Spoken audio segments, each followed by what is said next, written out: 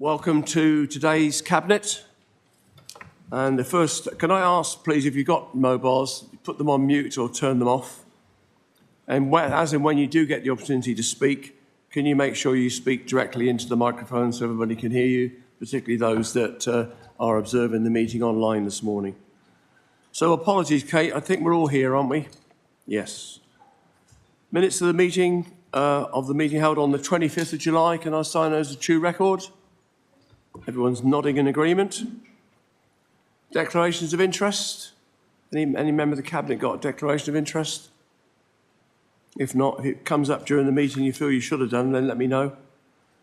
We go into agenda item 4, which is public participation. Kate, we got a Linda Stevenson. Is she here? Okay, well, I'm afraid that opportunity is now gone by. So, and we've got Councillor Tippins, who's attending virtually, I understand.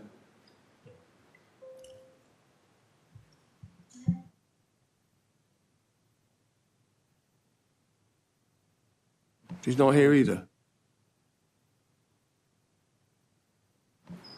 She was online. Apparently she was online, but she isn't now. Yeah, we'll come back to that one. So we've got Nigel Sim-Duff here to present his petition again in person, which is in accordance with the Constitution. So over to you, 3 minutes.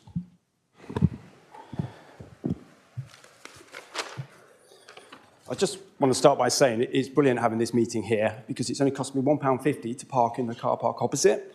And if we had this meeting at Weymouth Town Council offices, the nearest car park, Harbourside, would have cost us £4.50 for the same 2 hours. So I've just saved myself £3 to have a cup of coffee here in Dorchester. In July, I presented a petition with over 7,200 signatures on it, which is now 7,600, and that's almost the entire population of Blandford, asking for a fair pricing on car parks across the whole of Dorset.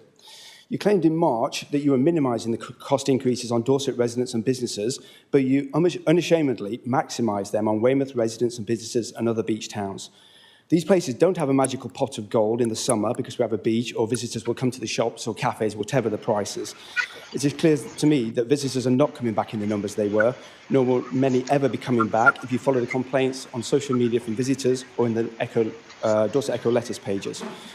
People may have visited in reasonable numbers in this summer, but they would have had their holidays pre-booked in advance or be unaware of the massive hike in car parking prices if they're coming on a day trip. We cannot risk them never coming back if we want to avoid more cafe closures like Chesley Beach Cafe closed last week. People are not stupid, nor should they be taken for granted. Car park charges are like a tax on parking, and like any tax, if it's too high, revenues will actually decrease as people try to avoid paying it. If they walk or cycle or use public transport into the towns, that's fine. But if they stay away altogether, that is definitely not fine. People staying away in or out of peak season is bad for business and bad for your revenues. I understand your revenues have gone up 13% over the summer, but considering some prices have gone up 50% in the beach towns, it suggests a decline in usage to me. It is easy to get initial boosts with a hike in prices, that's inevitable, but this will decline quite quickly as people cotton on. And isn't it better to fill more spaces at a lower rate and increase revenue that way? Looking in from the outside, because I'm not from Dorset originally, there is currently a mishmash of car park systems and tariffs in Dorset. Winter and summer rates, tiers 1, 2 and 3, sometimes in the same town. Daytime and nighttime rates, long, short and short-term permits. That's 7 different parking systems. It's too many and should be simplified to create an equal and fair county-wide system. I'm all in favour of the council maximising its revenues for their projects, but this is the wrong way to go about it, in my opinion. Here are some suggestions I've mentioned before that I'd like you to consider, please. Increase the cost for all Dorset towns slightly, from 75p an hour to £1 an hour, and reduce the beach towns to the same rate. I don't think this will have any discernible impact on the economic activity in these towns. Extend the hours into the nighttime economy so people enjoying an expensive meal out can contribute as well. I think the short-term permit should be scrapped. This actually caps the revenue that you receive to £78 a year, whereas if you're charging, say, £1 an hour, I think people will come in just as much and you'll actually be paying more into your coffers without them actually realising they're doing that. There are also user issues with the permit. for older people especially, and also it actually encourages congestion and pollution with very frequent short-term visits. And also, at Councillor James's suggestion, you could possibly increase the number of parking spaces in Weymouth to maximise revenues on busy days. Dorset, to my mind, is an amazing county, and you should be making it the best place in the southwest to live and visit. You have the power to make it more attractive to visit with cheaper parking, so people visit more often, stay longer, and spend more. It shouldn't be only the wealthy market towns in Dorset having cheap car parking all year round, whilst Weymouth and others pay £4.50 for 2 hours or £15 for 5 hours. Do you know how angry and frustrated people are in these towns with these costs? You're a unified authority and you should be representing everyone in Dorset equally. You should go back to a fair and harmonised system of parking rates across the whole county. Do it right and you will increase your revenues, support local people and businesses. You'll be a PR triumph for the council and it'll be a win-win for everyone. I don't want to come back in the spring with another petition to have a go at all this. So it's in your hands now, I think, to make some changes and the voices of Weymouth residents and the other beach towns should be heard. Thank you very much. We're not going to, you won't get a response to that immediately. We'll deal with it under agenda item 7 when we get to it. Now, I see that Councillor Tippins is online, or has she gone again? I'm here. Wait a minute. Right, your opportunity. Yeah, sorry about that. Your opportunity to ask your question. Yes, thank you very much. So my question is, so the background is the former Tourist Information Centre at number 8 Bell Street in Shaftesbury has been empty since February 2023, and this building is owned by Dorset Council. Any building that is owned by the local authority in Shaftesbury is of interest to the residents of this town. And as a town councillor, I'm frequently asked about progress regarding this particular building. Currently, as a councillor, there has been no published data or information from Dorset Council sent to the town council elected members regarding this building. I understand that the lease has now been terminated with the dissolved Blackmore Vale Tourism and Development Company Limited, and the possession of the premises has reverted back to Dorset Council. In paragraph 21.2 of the Cabinet Papers, the Dorset Council Cabinet Papers, in November 2020, it states that closer collaboration with town and parish councils to share space and explore opportunities will be beneficial in driving down costs. At Shaftesbury, the Town Council is the corporate body of 12 town councillors, and the elected members have not been communicated with regards to the future of this space. But there has been a Dorset Council arranged meeting on the 30th of August 2023, which seemingly has bypassed the corporate body of elected members. Some councillors, myself included, have been specifically requested by residents to lobby Dorset Council to ensure that a spin-off tourist function will not be leased to this building, and that Dorset Council are aware of this request. I am sure that there are other town council elected members are aware of strong feelings by residents about lobbying Dorset Council regarding the occupancy, the future occupancy of number 8 Bell Street, Shaftesbury.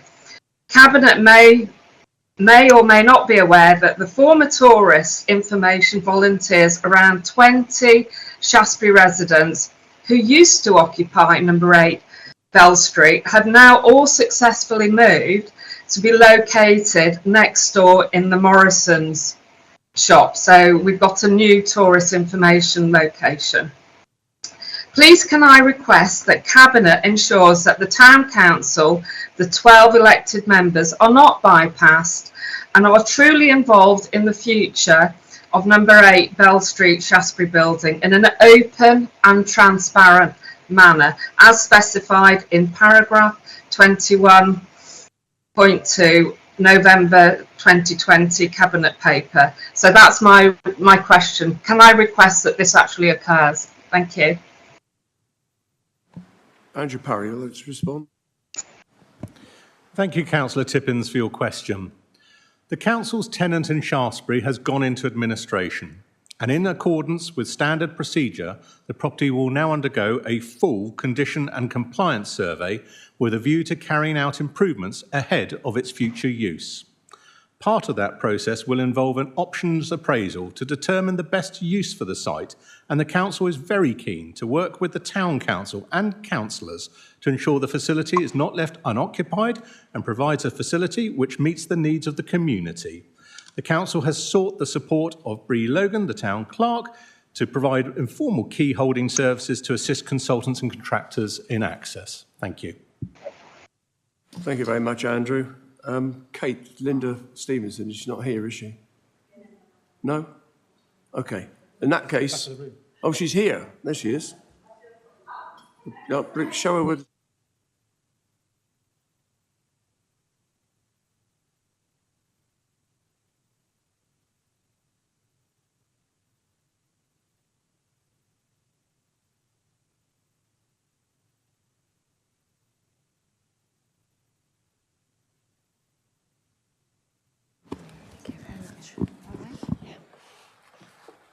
Good morning. Would you like to ask your question?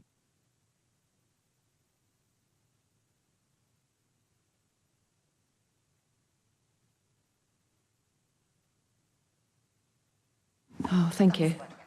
Good morning, everyone. Excuse me, I'm a bit nervous. I have a question for Councillor Laura Beddoes regarding the comments made on the launch of the Dorset Council Dog Consultation 2023. Evidence of people living or visiting Dorset area who have seen information displayed in public spaces, which this consultation relates to, and where I can view it, not just in public libraries, but public notice boards. What action did she take after the announcement in June 2023, apart from press statement which appeared in the Dorset Echo, online or on social media? Councillor Beddoes appears to have no understanding of assistance dogs for children or families with assistance dogs who want to enjoy public spaces together. No understanding of Equality Act 2010, which was sent to all councils in 2011. No understanding of people with protected characteristics who may have hidden disability. Makes no reference to the different types of assistance dogs who are officially trained to work with people with a wide range of disabilities. Councillor Beddoes shared information regarding health risks to the public. She failed to quote the NHS, who see the risks from dogs as low, also failing to recognise cats, both feral and domesticated, foxes, badgers, are also a source of infection. Public spaces are open to all types of animals, particularly rats who spread disease and are found in our towns and countryside due to fast food litter. Wildlife live in close proximity to humans. Today's dog owners are only too aware of the need to seek regular treatment for their dogs from their vets, not just for public health, but for the health of their family and friends and children who live or visit their homes. Thank you very much. Laura Beddoes. Thank you. Thank you for your question. I have corresponded by email as well, so I was a bit surprised with your opening statement about no understanding of children as a parent of a child with a hidden disability, which I did convey in my email. That's quite surprising. But regardless, hopefully I can provide some literally feedback. Not quite sure what's working with the microphone. Is that annoying everybody? Or should I carry on? Yeah, it's an echo. Oh, great. Perfect. We're all good? Brilliant. So the dog-related public spaces protection order public consultation ran for just over 10 weeks, closed on the 25th of August 2023. We had 4,221 responses. We promoted it as we would... We had 4,200... That's just data that we have. That's just a fact. So I can't change that, just reporting on the data. We promoted it in accordance with our usual practice. We included a press release issued on the 19th of June to local media outlets, which has been referred to. So we had coverage in the Dorset Echo, Lyme Online, Bridport News and the Bournemouth Echo. We had an article in the Dorset Council e-newsletter, which is sent to 27,115 people. We had an article in the Dorset Council Town and Parish Council e-newsletter, which goes to all of the town and parish councils in Dorset. We also made posters available if the town and parish councils wanted to display them. We had an article in the members' newsletter, which goes to all Dorset Council members. We had 14 social media posts, 4 on Facebook, 5 on Twitter and 4 on Instagram. They had a reach of over 20,000 people. We also put together briefing notes for our library staff and gave the library staff the posters to be displayed. We had coverage on both regional and national television and radio. But we didn't stop there. We also sent direct messages to town and parish councils encouraging them to talk about this, promote this. We sent direct messages to the National Trust and to Natural England. We sent direct messages to animal organisations such as the Kennel Club, the Wildlife Trust, the RSPCA, local rescue centres, the Dogs Trust, Dorset Dogs, Dorset Police and Crime Commissioner, and organisations that are associated with equality, diversity and inclusion. Dorset Blind Association, Multiple Sclerosis Society, Dorset Stroke Organisation, Diverse Abilities and Access Dorset. We also sent direct messages to 117 residents who had either requested prior notification or who we'd been in contact with through the last consultation. We've used so many avenues to promote the consultation. We have tried our best to ensure that the reach was such so as to minimise the risk of bias for any particular outcome. And as I hope that everybody will know, assistance dogs are currently exempt from a number of requirements of the order. Further information on this will be included in the promotional material for the new order. We're working with the Council's Equality, Diversity and Inclusion panel to agree the definition for an assistance dog, which will be used in the wording of the new order. So we're literally going to go and talk to the people who represent equality, diversity and inclusion in our communities, and we're going to discuss the wording of the order of that. So I hope that's reassuring and I hope that's helpful. Thank you. Thank you very much, Laura. Thank you for your question. Right, we move on now. There were 2 statements as well before I leave public participation. They aren't going to be read out and there's no response required, but they will find themselves, I'm sure, with the minutes of the meeting so that the public can get access to them. We now move on to questions from members. There's one question today from Kate Weller, who I understand is going to be attending virtually, and I can see Kate online. Kate. Well, good morning, Spencer. Thank you very much indeed for giving me this opportunity, and my apologies for not being there personally. This question is for Councillor Ray Bryan. I will read it, although I'm sure he has.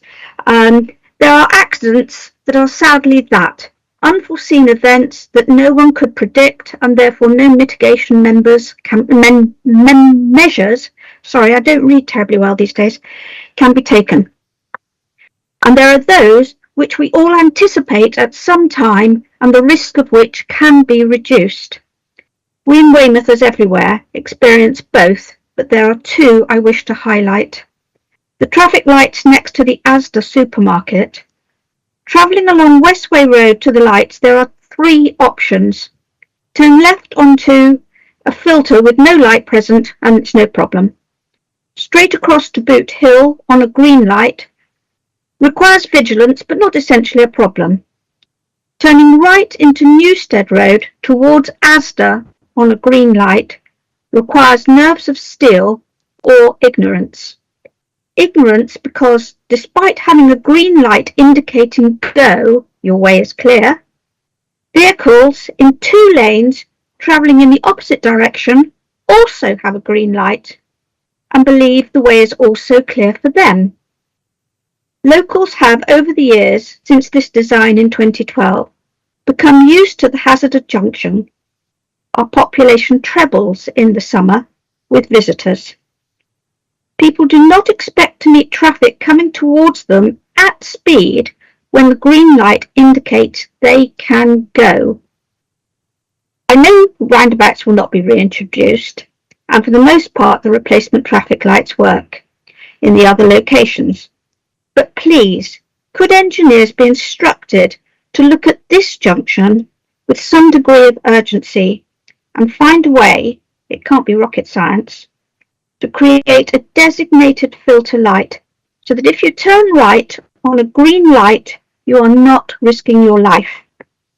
The first one. The second is the Portland Beach Road, and this has been a subject of discussion forever. Despite promises to improve traffic safety in this location, accidents still occur. Some slight bumps, but as recently some fatal. I know we are waiting for accident assessments, and I am not preempting that. But we know that this road, with its different speed limits and exits and entrances off it, is potentially a problem. There are a number of roundabouts along the road, so that it would not require lengthy additional journeys to restrict exit from the businesses and car park, preventing turning across fast-moving traffic. Can that please be investigated, consulted on, and hopefully implemented? Finally, I've been in consultation with DCC and now DC engineers for many, many years about the junction between Wyke Road and Portland Road next to All Saints Church. The mini roundabout installed in 2012 is not fit for purpose. There are never fatal accidents here, I'm touching wood here, because drivers exercise great caution, but there are frequent bumps, most notably lorries hitting the historic wall. This wall is the responsibility of DC to repair and has to be repaired using specialist contractors, which is costly. It is hit on average once a month. How much money could we save? Please, when I report it, could it just be repaired without an inquest into whose responsibility the repair is every time? Could the work to design a better junction be a priority, as it impacts upon the Portland to Dorchester corridor? Instead, the project drops down just as it looks as though things are moving forward and money has been allocated. Thank you very much. Thank you very much, Council. Thank you, Kate. Ray Bryan.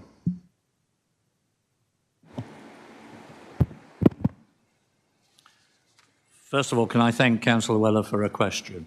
It's always interesting to hear from members on their views and how it fits in with the views of our officers. In response to the request to create a filter light at the junction at the bottom of Boot Hill, engineers have assessed this option and found that introducing a filter would mean holding northbound traffic on Boot Hill, resulting in longer queues. Queuing at Boot Hill is already an issue, and the assessment's recommendation is not to introduce a filter sequence, as the additional queuing is likely to create a greater safety risk, bearing in mind that safety is always our priority.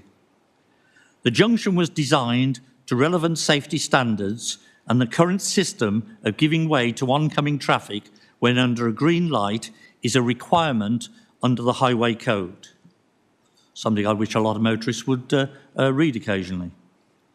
Our road safety team monitors and analyses collision data and makes recommendations about where improvements will be most effective based on the evidence. There have been some collisions at this junction, and we will continue to monitor the situation, but it does not currently meet the threshold for action. In response to Portland Beach Road, we express our deepest sympathy to all those affected by the very sad recent accident. There is an ongoing investigation, and we need to wait until the investigation is complete before we comment upon potential measures. And I'm sure Councillor Weller understands the Council's position on that. She raises 2 points. When I report it could be just repaired when I reported, could it just be repaired without an inquest into whose responsibility the repair is every time? The response that I'm going to give is the council is aware of the damage to the wall, and in conjunction with the diocese, we are trying to establish ownership and liability for repairs. The council is continuing to pursue the diocese regarding ownership, and if the wall turns out to be the responsibility of the council, the ivy will be removed and a full structural and condition survey will be carried out with a view to investigating a repair programme. I would add it would be negligent of the council not to investigate who the owners are, and we don't pay for other people's properties to be repaired. And we've had several instances of that within the county over the last few years. Number two that Councillor Weller raises, could the work to design a better junction be a priority as it impacts upon the Portland to Dorchester corridor? Instead, the project drops down just as it looks as though things are moving forward and money has been allocated. My response is I can confirm that this junction improvement is a priority and has been allocated funding. We are already implemented a new HGV route to reduce emissions at Boot Hill, and this scheme is needed to make it easier for HGVs to navigate the bend. This is an essential part of our strategy to maintain access to Portland. The scheme will also create considerable improvements for pedestrians and people with poor mobility, including people attending church. Options have been developed, but the final scheme design will depend upon land negotiations with the Diocese of Salisbury. This offers a potential solution to the issue of frequent vehicular collisions with the wall by enabling the relocation of the wall away from the highway. We will be approaching the diocese shortly. Thank you, Leader. Thank you very much, Ray. Kate, you content? Not entirely, Councillor Flower. Thank you very much, Councillor Bryan, for your answer. On the ownership of the wall, officers over years have looked back, and it's clearly an anomaly that the wall is the responsibility of the council, but it seems to indicate that it is, which is why it's really important that the work is done so that that can be rectified and we move forward on that. So, you know, I would only make that comment. And as far as the filter is concerned, I understand the build-up of traffic up Boot Hill, and it can be quite severe at times. But is a short wait for one group of traffic users more important than lives? And I don't believe it is. That is a dangerous junction. It's clearly a dangerous junction. I know our engineers understand that. And, you know, we always say that lives are our priority. Well, let them be our priority, not the speed with which people can get from Portland across the rest of the county. It really shouldn't take a priority. Thanks very much. Thank you very much, Kate. Thank you. Thank you. Right, that's the end of members' questions. Go on to agenda item 6, which is the forward plan, the 4-monthly forward plan. There is one change, is to move the Blandford Waste Management from October to November. Otherwise, it's what you see. Jill. Thank you, Leader. Yeah, I think there is a typo on it. For the October meeting, it's got some October ones. The discretionary housing payment policy says today's meeting, and I think it should be October. With that change, colleagues agreed? Members of the Cabinet, for the benefit of those online, agreed that the report the forward plan be accepted, subject to those changes. We now move on to agenda item 7, which is parking charges review, and I'll hand over to Councillor Ray Bryan.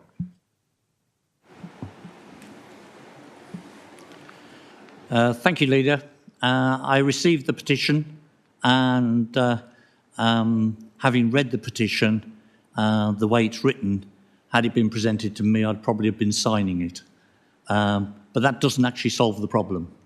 The issue for me is, without question, how we maintain revenue and get the revenue from the best possible areas.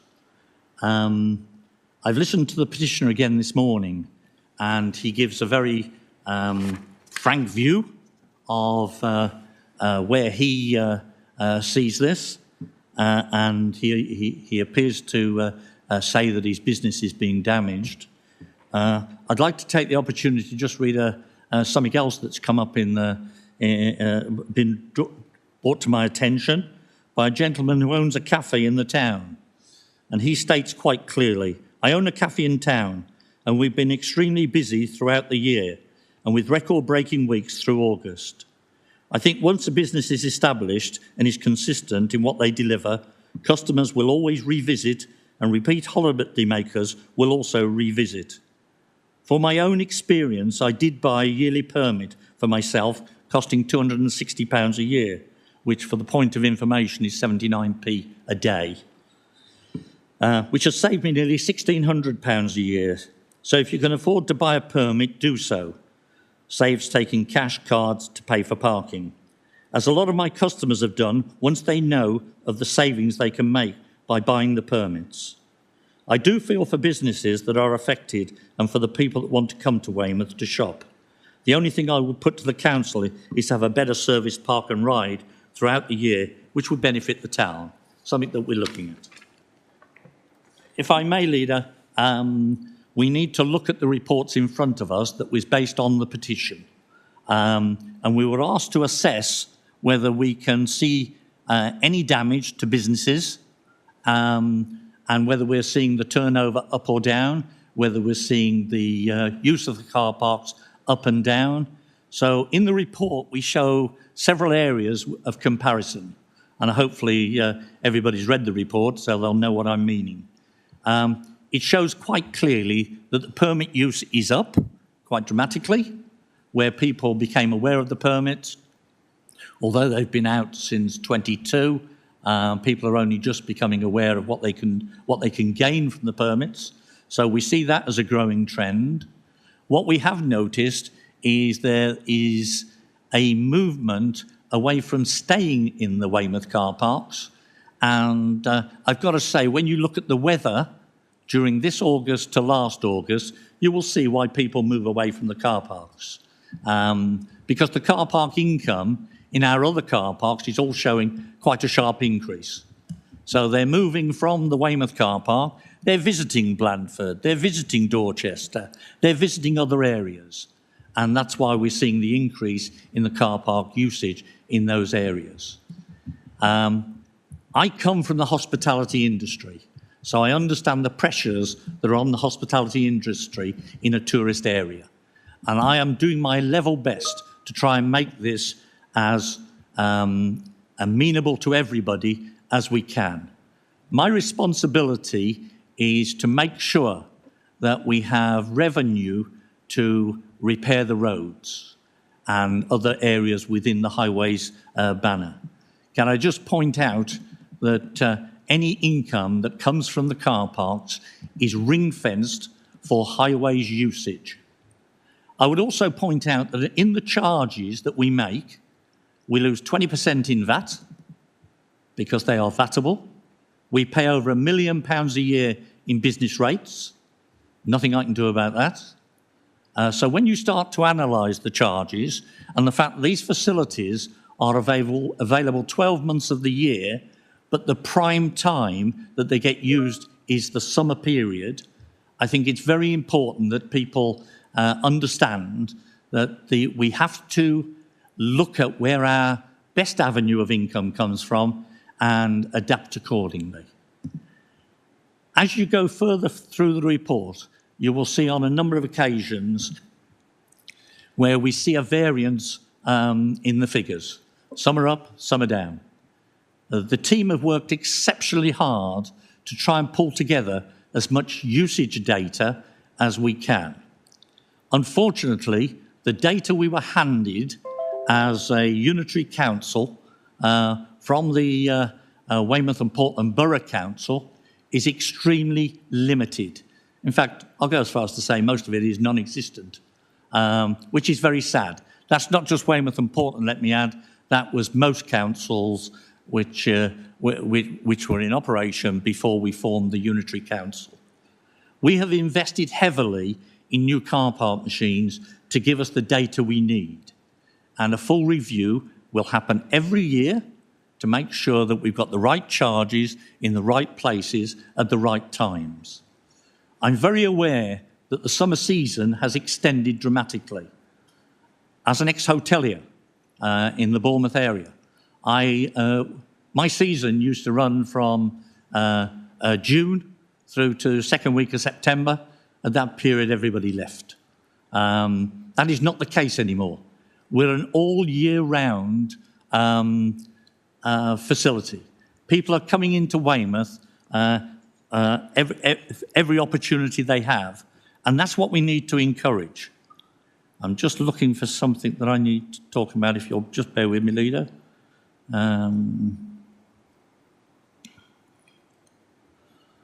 No, it's not there. One of the things I would say is I find it very saddening that people have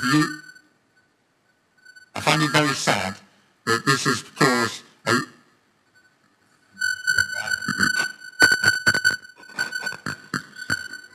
People don't mind listening to me once, but not twice.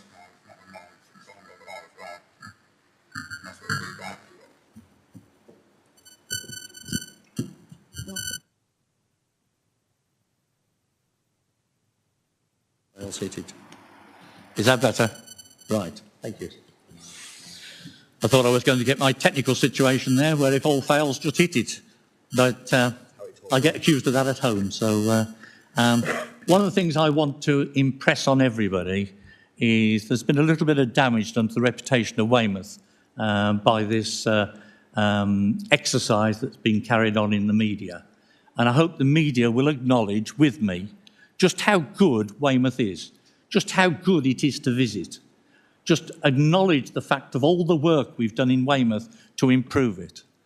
I go to Custom House Quay on a regular basis. Try getting a table there during the peak season. If you get one, let me know how you did it, because I can't. We've got some fabulous restaurants along that area, all of which tell me business is booming. So I'm very concerned to learn that we have a business, and the gentleman's with us here today, that is suffering when he's, because of car park charges. I'm willing to work with the businesses to see what we can do about it. I've had meetings with Weymouth Bid, and those meetings will continue, and we will be looking at the end of this report, or at the end of this discussion, to find ways forward where we can meet the needs of others. I'm meeting with Weymouth Town Council over the next couple of weeks to discuss what we've decided today, and I'm also meeting with Councillor Christian James, who has some ideas as to how we can perhaps improve the car parks. I will do everything in my power to make sure that we get the right result on this. The bottom line is Weymouth is a great place to come. It's a great place to stay. We've got lots of facilities there. You arrive on a sunny day, you sit on the beach, you don't spend a lot of money in the local businesses, but by God, you have a great day. And that's what drives people back to Weymouth. We should be proud of Weymouth, not knocking it. And I do hope the media will listen to my plea on getting this message across. Thank you, Leader. Thank you very much, Ray. Before we move into the Cabinet debate and the recommendations, I'm going to open it up, as I always do, to non-executive colleagues in the Chamber who wish to make a contribution. And the first person I've picked up is Knock Lacey Clark. Thank you, Leader. And I've got to be careful what I say now, because I'm sat in worryingly close proximity to Councillor Bryan. When we set about harmonising the charges, we were very clear it was about having an equitable stake for everyone in Dorset and having fair charging across the system. And I just wanted to remind people that whilst Weymouth has seen, especially the beachfront car parks, less than doubling in price, Blandford had a 300% increase in price for their parking. And so I just want to put it into context that I don't believe that Weymouth has been treated differently or unfairly compared to other areas in the amount they've gone up. But what I would like to know, and it's an actual question, how many official complaints from businesses have we had about the parking charges in Weymouth? Anybody in the room able to answer that question? Perfectly good question. Leader, I think it's probably down to me. To my knowledge, the only complaint we've had is from the petitioner. We've had comments from other people, but not complaints. Thank you for that, Ray. David Gray, and then I'll go to Jill online. Thank you, Spencer. Couple of questions and a couple of suggestions. On page 29, it makes reference to the increase from 2022 to 2023. Just for completeness, can somebody tell me what that increase was? I think I know, but I just want to check that, please. Ray, you got that information? If you can just bear with me, we're trying to seek that information out.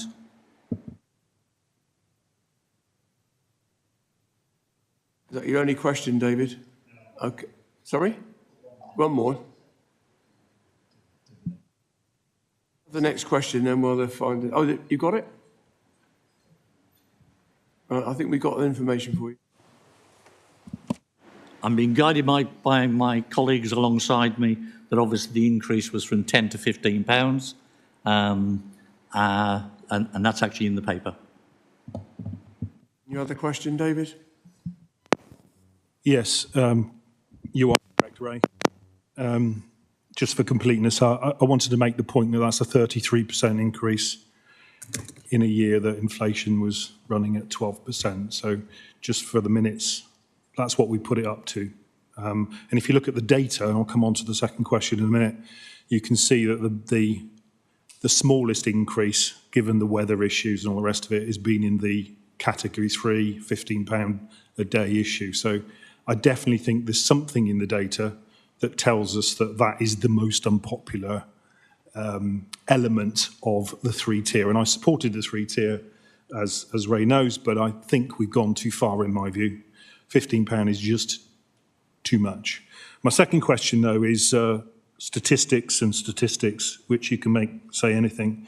Did we factor in, of course, that there were a whole raft of machines last year that weren't working? So that would make the percentage increases this year much better than they actually seem, because to my knowledge, 6 car parks were not working at some days in Weymouth, and I did check. So I just want to know whether we have a view whether those machines, which were at the end of life, I accept that, and I know the investment has gone in, but when you're presenting statistics, I want to see the full picture.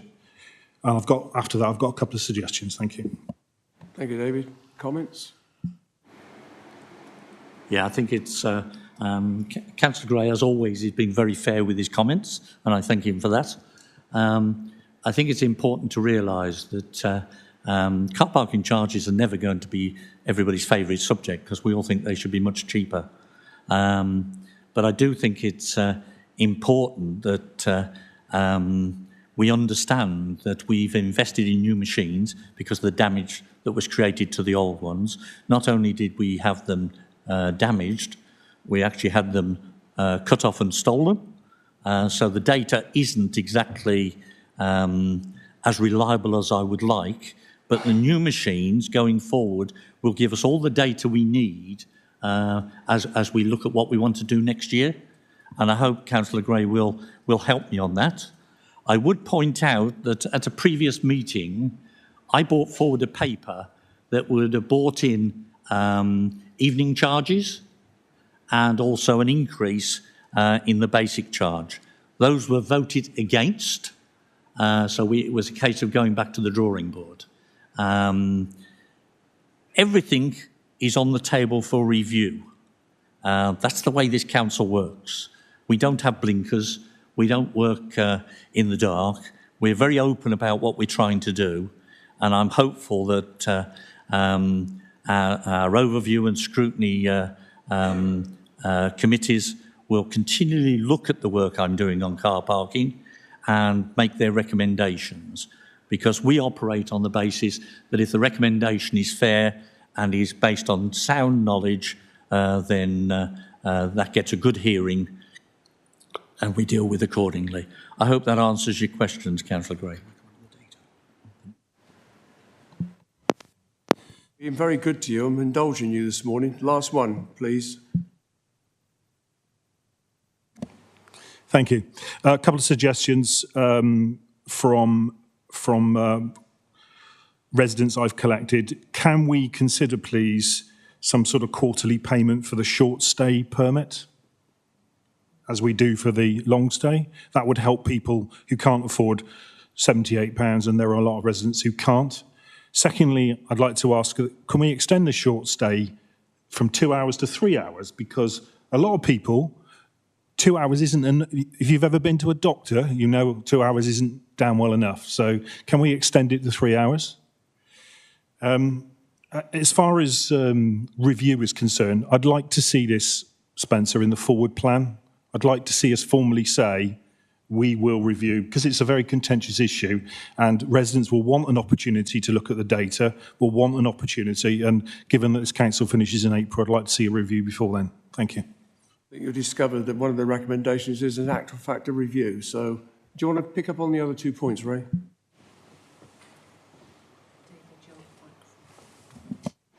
Oh, that's better. It's quite interesting. It just shows how Councillor Gray is so aligned to our own thinking, and I thank him for that. No, you don't get any help in that. I've passed the comment, sorry. I think it's important that I acknowledge that we are already looking at ways in which we could stagger the payments, and we've got to make sure that by staggering them, we don't incur a cost that is unreasonable. I don't mind absorbing some of it, but it will have to have an increase in the cost if people want it spread over. But we are looking at quarterly. I asked for monthly. The monthly cost was very exorbitant. So we're looking at quarterly and half yearly. So that will become part of the future plan. And as far as extending from 2 to 3 hours, the paper shows that for those with a 2-hour permit, you can actually pay for the extra hour, but I'm willing to look at making it a 3-hour permit than a 2-hour permit. And I thank Councillor Gray for his suggestions.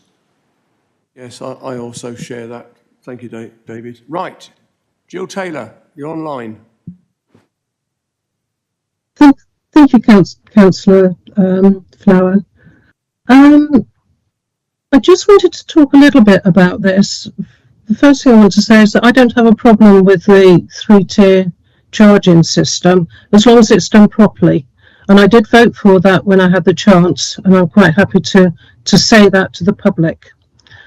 What I do want to pick up on is a comment that was made at full council about this review, and it said, I think it was Councillor Settle, said that it will not necessarily be linked to finance, whatever comes out of today.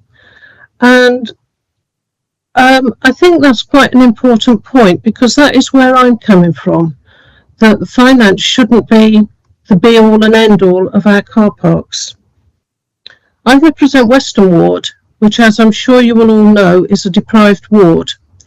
I hate that word, actually, that you say it's a deprived ward, but the thing is with Westham is there are a lot of families there who aren't as well off as some of us and who really struggle. And you can demonstrate that because we not only have a food bank, but we have a social supermarket in Westham. And Westham is close, the closest car park is one of the 3-tier ones going into town. £25 for people for a monthly car park is a hell of a lot, believe you me, when you're tossing up whether you're going to feed your kids in the summer. But then you all know that, or you should all know that. What I want to talk about is the flexi permits, and I think they're a brilliant idea, but they've almost been touted as an alternative for people who are not that well off, who can then afford to buy a permit, a monthly permit, that they can use for a whole month during the school holidays. The problem is with the data that we've got here, and the data is far too generalised to be able to work out how those flexi permits are being used. In July, the data said that we sold something like about 2,000 flexi permits, What we haven't got is the data of where did the people come from who have bought those. Are they people from the more affluent areas of Dorset who are buying them? Because I'm sure there's a lot who would buy them so they can take their kids to the beach all the time. But I just wonder how many people from the Westham area have actually bought these flexi permits, because I know my talking to people is that they can't afford them. £25 is one hell of a lot for Dorset, for Westham's residents. The other thing I want to talk about is that basically the Malcolm Regis car park, which is a tier 3, is next to the doctors, the main doctor's surgery that people from Westham go to. As Councillor Gray has just said, 2 hours to go to a doctor, you're pushing your luck these days.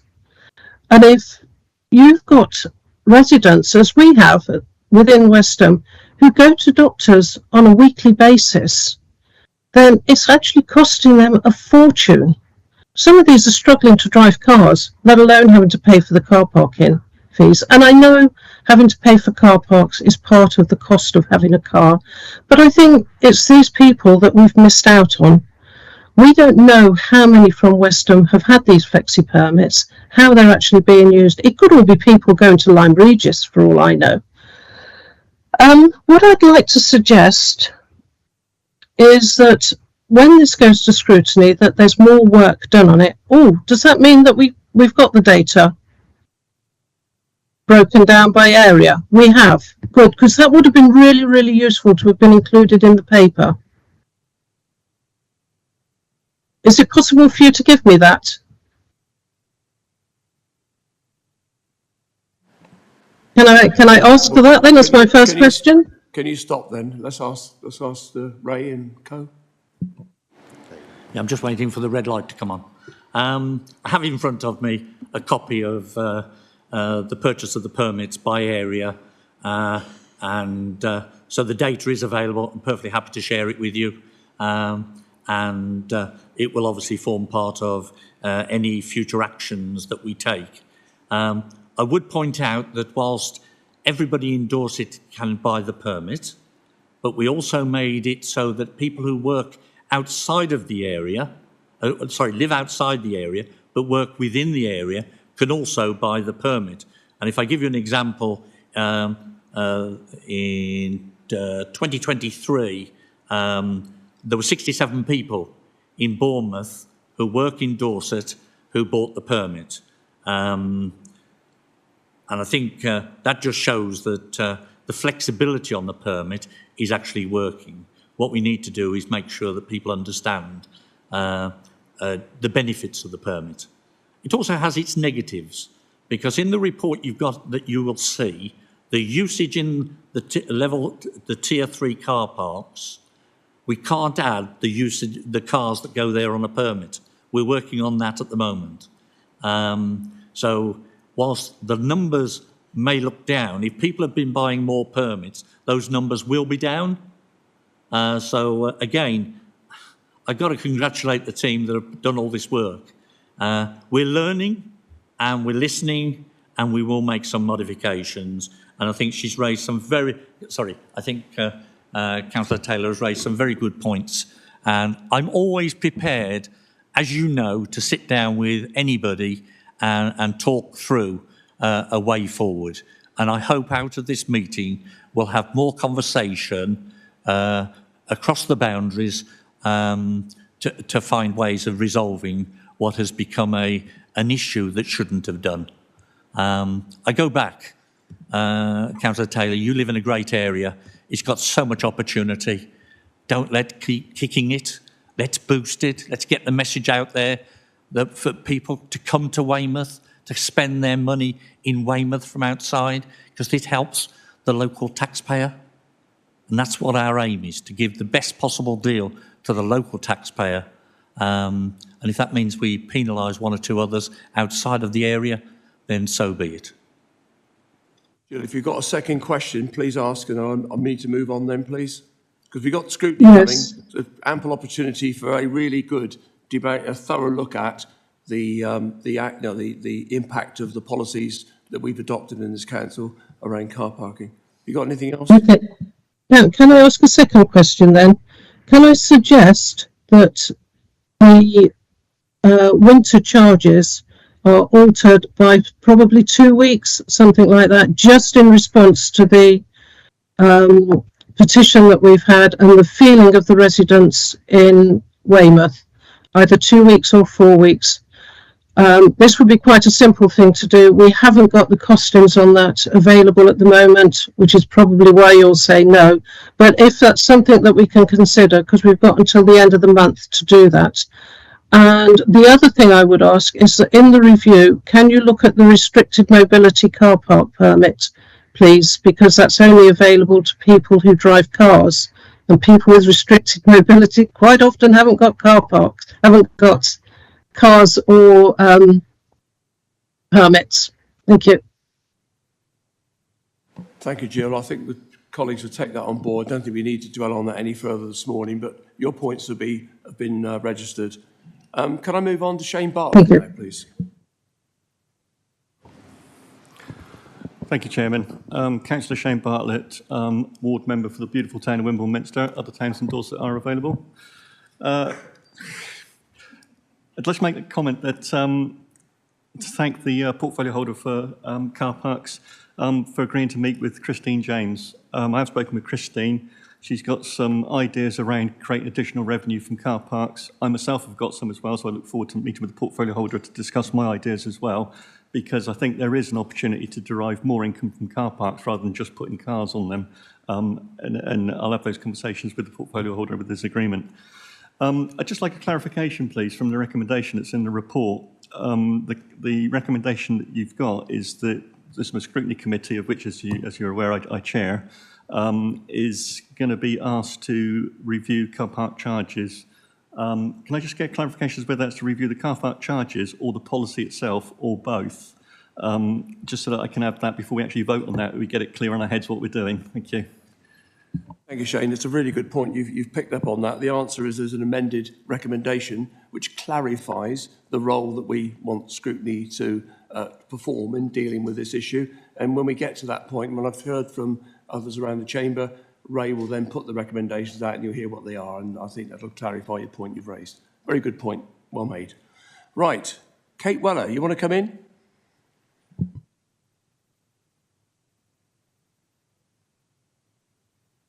If I may, thank you, Spencer. Thanks very much.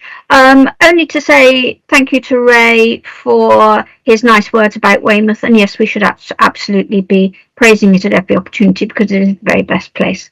But also, could all that information that he mentioned be shared with, certainly with all Weymouth DC councillors, but probably with everyone, so that we've got as much information as possible when we go to scrutiny. Thanks very much. Thank you very much, Kate. Now I go back to the petitioner now and ask him if he wants to say a bit further before we move into the cabinet debate. Have you got anything to add to what you've said already, in other words? I'm going to counter right now. I've just tried to memorise some stuff, but I'm not seeing the report. So... Yeah, is that better? Oh, I won't go back to this one.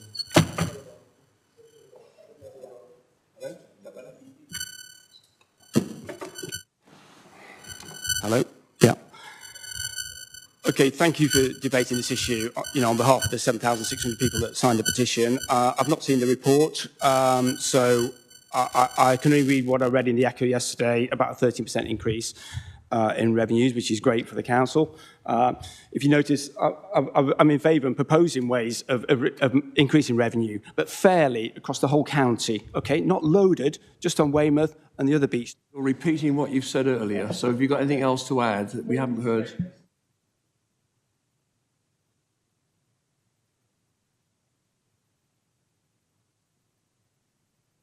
Sorry, we pay a levy to Weymouth Bid to attract visitors to Weymouth and Portland, right? Okay, but when they get here, they're stung by these prices. There's lots of evidence of people are really not happy and are driving through or don't intend to come back, and next year will be a big wake-up call for Weymouth and your revenues. So we've got to consider that. We're the highest in that article that you read, a comment from another cafe owner, great, I'm very pleased for them. But it shows that Weymouth is the highest parking charges in most of the comparable southwest towns, like Paignton, Torbay, Torquay. So we're getting competed on parking charges. They've gone up from £8 in 2021 for the day, £10 last year, £15 this year. Who knows what they're going to be next year, okay? So you're on a very upward, steep trajectory of parking charges that's really going to impact business. You said as well, Councillor, that no businesses have written to you complaining about it, but my petition was in at least 15 businesses in Weymouth. Okay, so they had the petition, their customers are signing it, they're hearing it.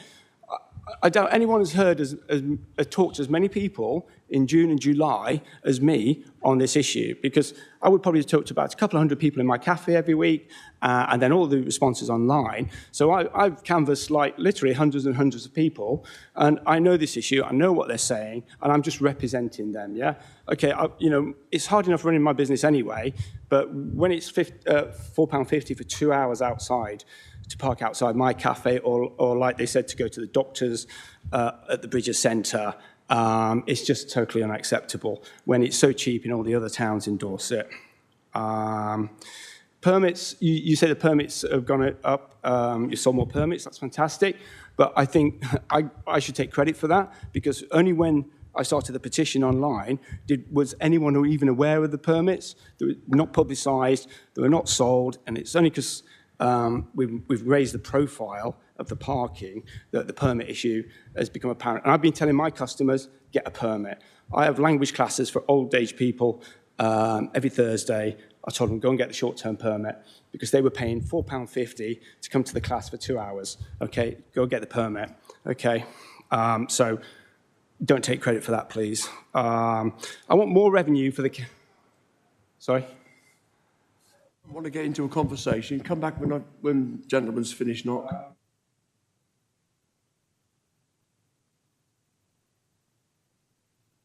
Why's that gone off? Yeah, I've not called for the scrapping of long-term permits, because obviously if you're working in Weymouth or you're outside Dorset and come into Dorset, then they are a good value.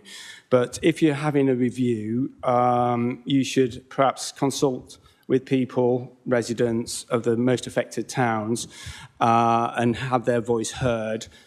So I do welcome a review. You know, you've very openly said that it's always under review, and we'd like to be part of that review. So the voices of Weymouth residents and visitors are heard and respected. I think that's all I've got to say. Thank you very much. Now, I don't normally allow colleagues that are not on the cabinet to come back, but it's a point of clarification in Knock's case. So make the point, Knock, and then we'll move on. Yeah, I'll just keep it to factual data.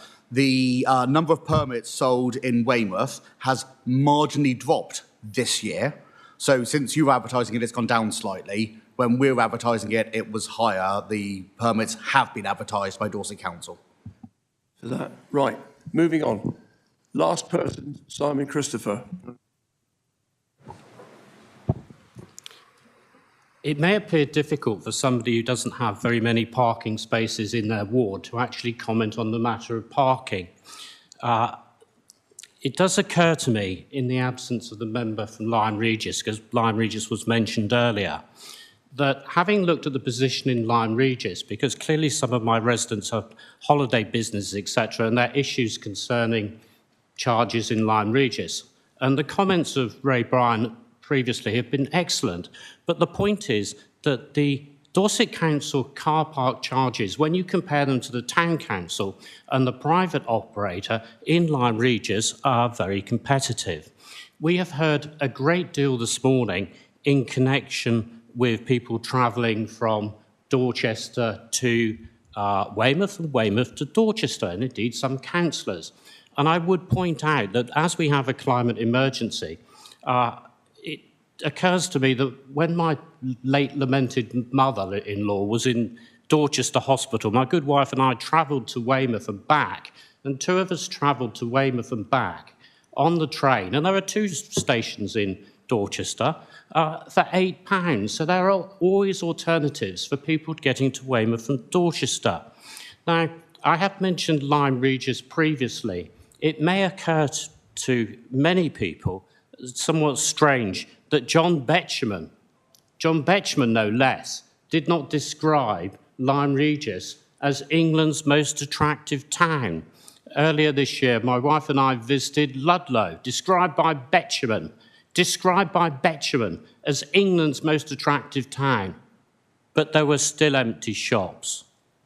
And you will have read this week in Wales that 1 in 4 shops in Wales is empty. So there is lots to be said about the cost of car parking, but don't concentrate just on the car parking. Look at the future of retail and what is actually provided in our towns. And I congratulate Councillor Ray Bryan and Knock for all the good work that they do and recognise the fact that Dorset Council is very well regarded in the community in the way we run this council in an efficient manner. Thank you. Thank you, Simon. Ray, can I invite you to now move the recommendations and then I'll open the debate to the Cabinet. Thank you.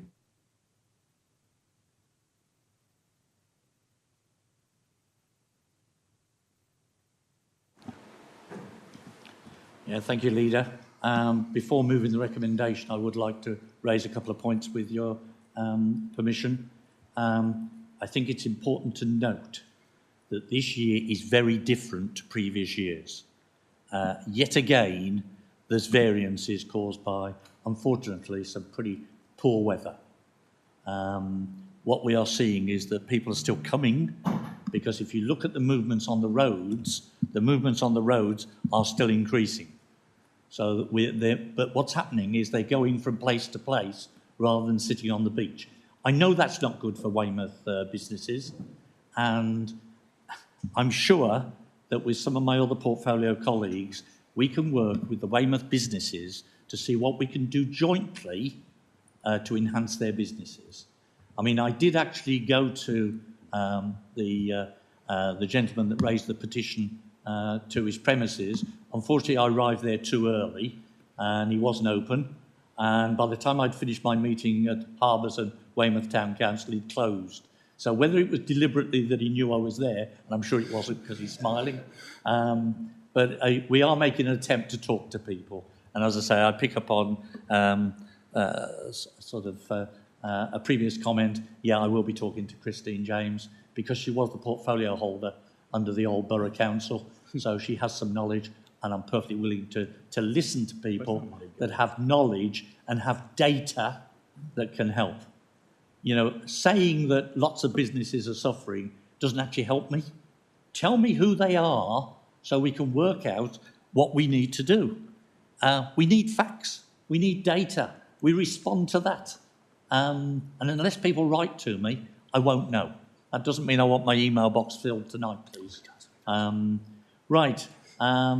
The recommendation was that the committee are asked to review the evidence as shown in this report for use in deciding if a change to the parking charge should be made, whilst recognising the difficult balance that the council has to strike as it seeks to generate sufficient income through car park charges to maintain the council's car parks and contribute to the wider highway service.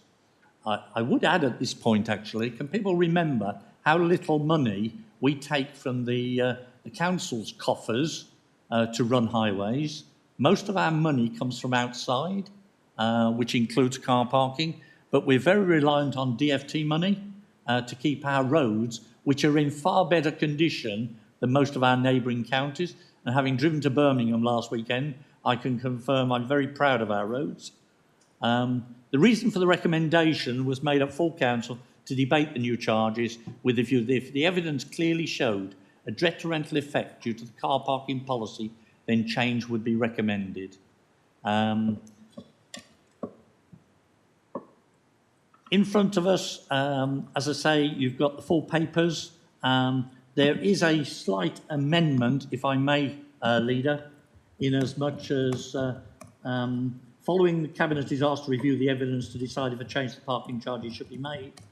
I would add that to confirm, the Cabinet will request Place and Resources Scrutiny Committee to review car parking charges within the context, car parking changes within the context of the policy, and in particular to assess that the impact of the charges is consistent with the intentions of Cabinet when the decision was taken. So that's an amendment to the proposal. I'm happy to move that forward. Very much, Ray. Gary? Thank you. Well, I'm going to second this. And I think there's a couple of things I'd like to say, and in particular to the gentleman who's brought the petition.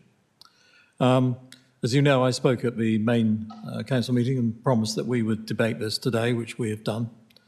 And I think our problem today is that the evidence that we currently have, and I think we all recognise that it has some flaws due to older evidence not being available, etc., shows that we are not currently seeing a detriment to the car parking usage.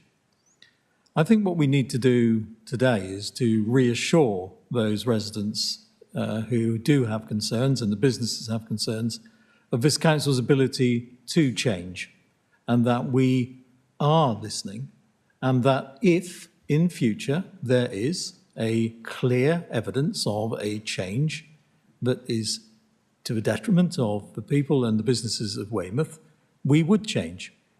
We are not sticking our heads in the sand and saying, these are the car parking charges, we don't care, we're charging them. What we're saying is, what we're trying to say is that we do listen and we are prepared to change. Right now, it's too soon to have the evidence that you would like to have, I'm sure, but I'm not sure will be forthcoming. So I think that is the reassurance. In seconding current recommendations, I feel that we also I wish to impart that confidence that we will review, we will continue to look, and we will continue to always be able to change if necessary. As you know, I also, in my other life, do have an accountancy practice, and we have probably over 800 businesses that we act for in the hospitality area, a lot in Weymouth. We're not actually seeing any detriments at the moment, but if we do, I'd also like to bring some, personal anecdotal evidence as well. So I just want to give you that reassurance, really.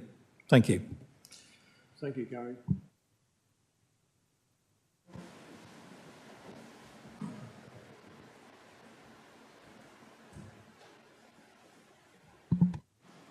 Thank you. Thank you, Leader. I've sat and listened with interest to the debate this morning, and I think there have been some very helpful comments from everybody that's been involved in order to move this on.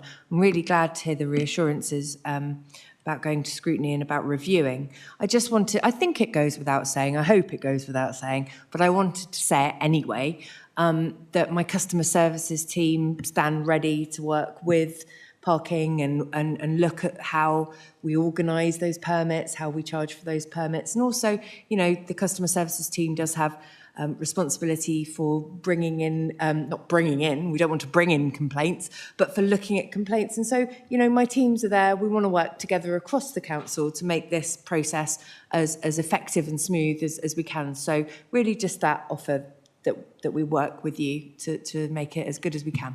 Thank you. Thank you for that, Laura. Anybody else? Andrew Parry.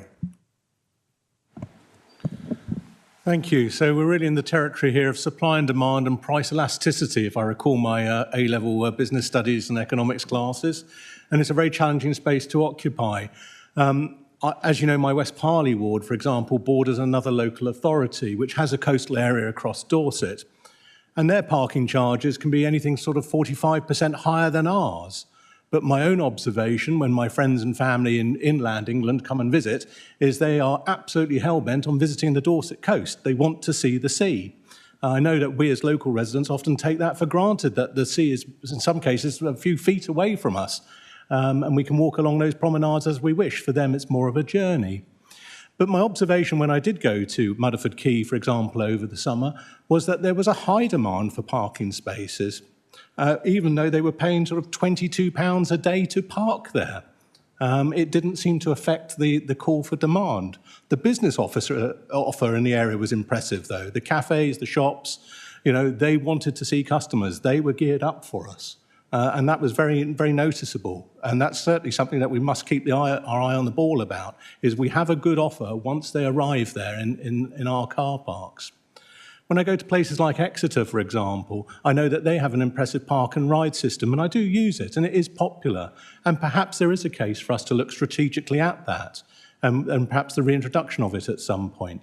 But again, there will always be a challenge about where does the bus take you to, because that's likely to be the place where people are then going to pile off and buy their refreshments and drinks before they go about their day. So I appreciate that doesn't necessarily solve the problem either. But I'm very conscious that one of the sort of lines of put across to us today was actually the way to resolve this was to disadvantage inland car parking and the towns and communities there by putting their charges up because they haven't got the commercial capacity and opportunity of a coastal vista, which we know is a key driver for economics. I have to say I can't accept that point of view. We have to have a balance of how we treat parking. Part of that balance has to be about the churning of parking spaces to enable us to maximise the opportunities commercially. And I do accept that is not an easy square to circle, if you pardon the expression. Thank you very much, Andrew. Anybody else? Any member of the Cabinet? If not, does any member of the Cabinet disagree with the recommendations as amended by Ray and as set out in the report? In that case, in the absence of any disagreement, the recommendations are approved. We will now move on to agenda item 8, which is Weymouth Harbour Wall for improvements and strengthening. Ray.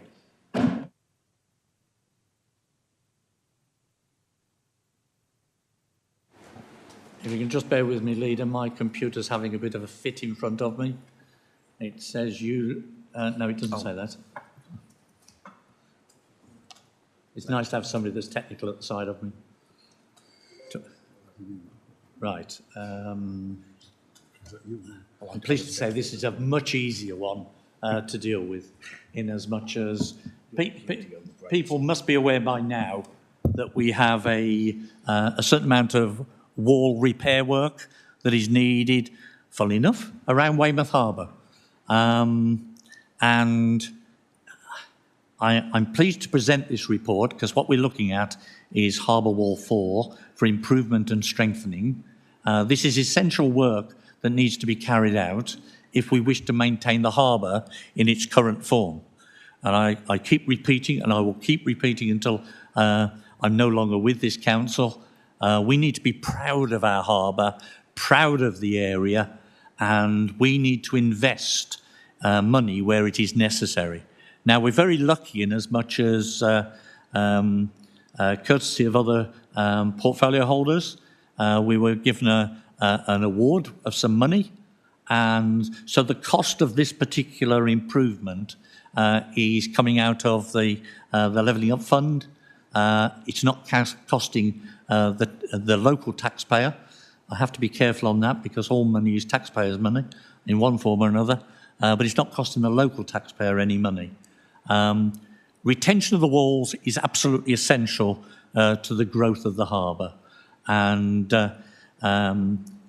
again, just mentioning back on the previous paper, of course, we need to remember that 3 of the main car parks come under the harbours section, and it explains why their percentages are much higher than ours, because they're right at the coastal front.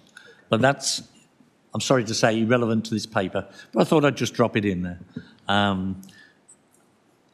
The paper has been produced by Ian, but I know sitting behind me is young Mr. Penny, who is willing to answer any questions. But I think it's a fairly straightforward one. We just need to say, yeah, we agree. Let's get on with the work. Thank you, Leader. Thank you, Ray. Dave, before I open the debate to the Cabinet, I've got David Gray to put his hand up. Thank you, Spencer. I'll try and make this one question, 2 points. In the paper on page 46, it sort of outlines the £800K cost, including escalation and contingency, which I think are the same thing. But I'd like to know the size of the contingency, given that, let's just say, local government contracts tend to overrun. So I'd like to know whether we're building a big enough contingency. But the real point is, on page 49.2 in the financial implications,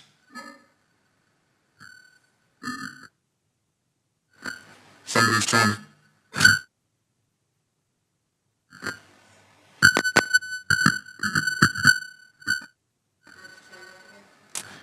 How's that? No.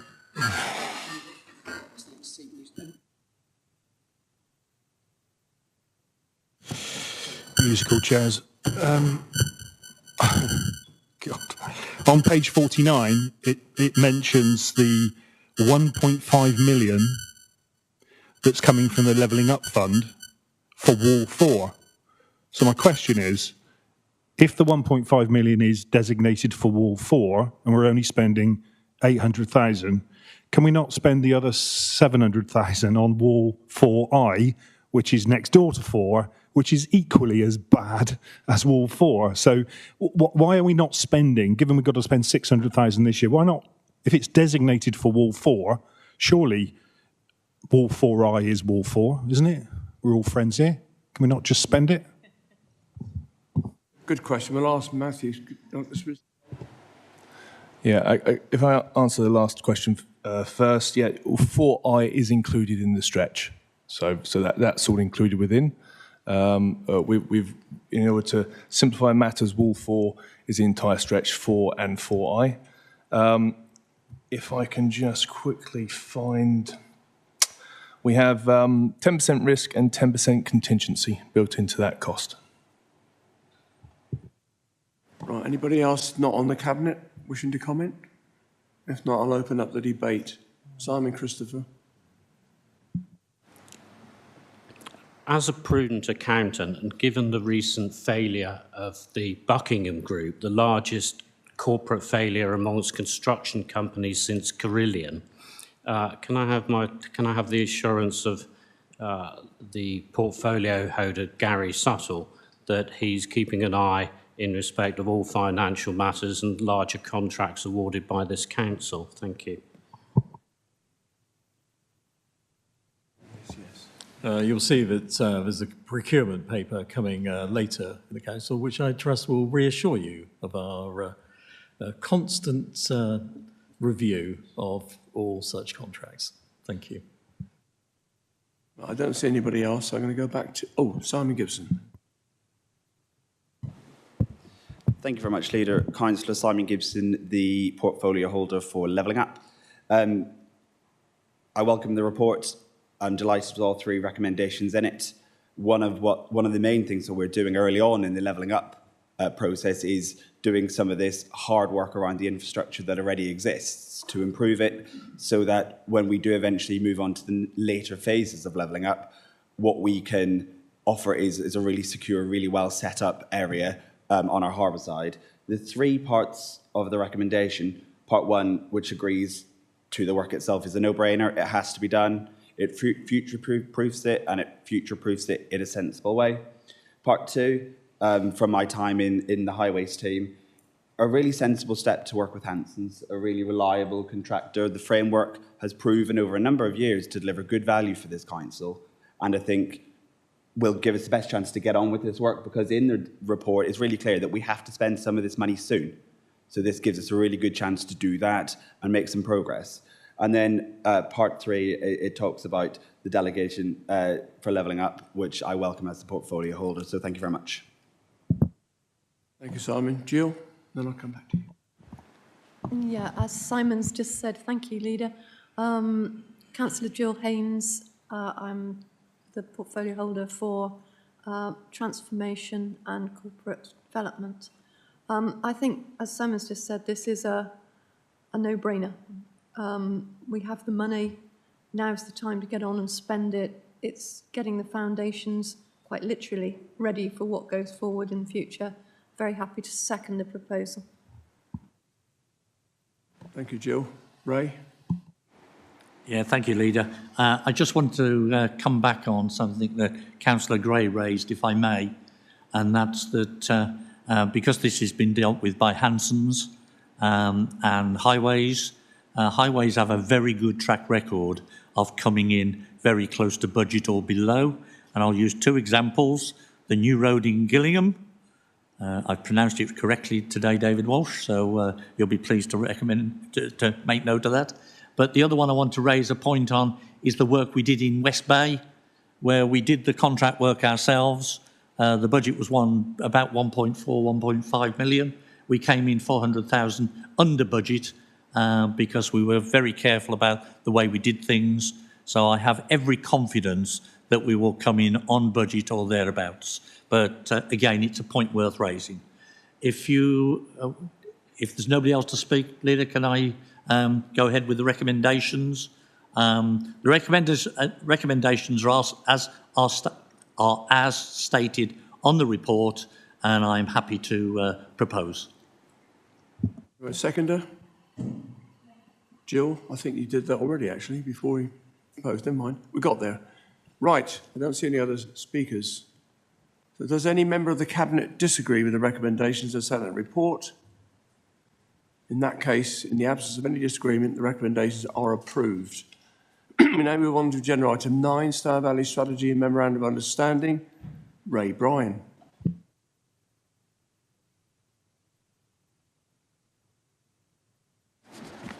Thank you, Leader.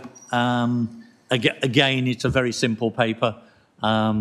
We're working in conjunction with several other counties to create a strategy that is so important to the future of not just Dorset, but of the area that we all love to live in and the surrounding areas.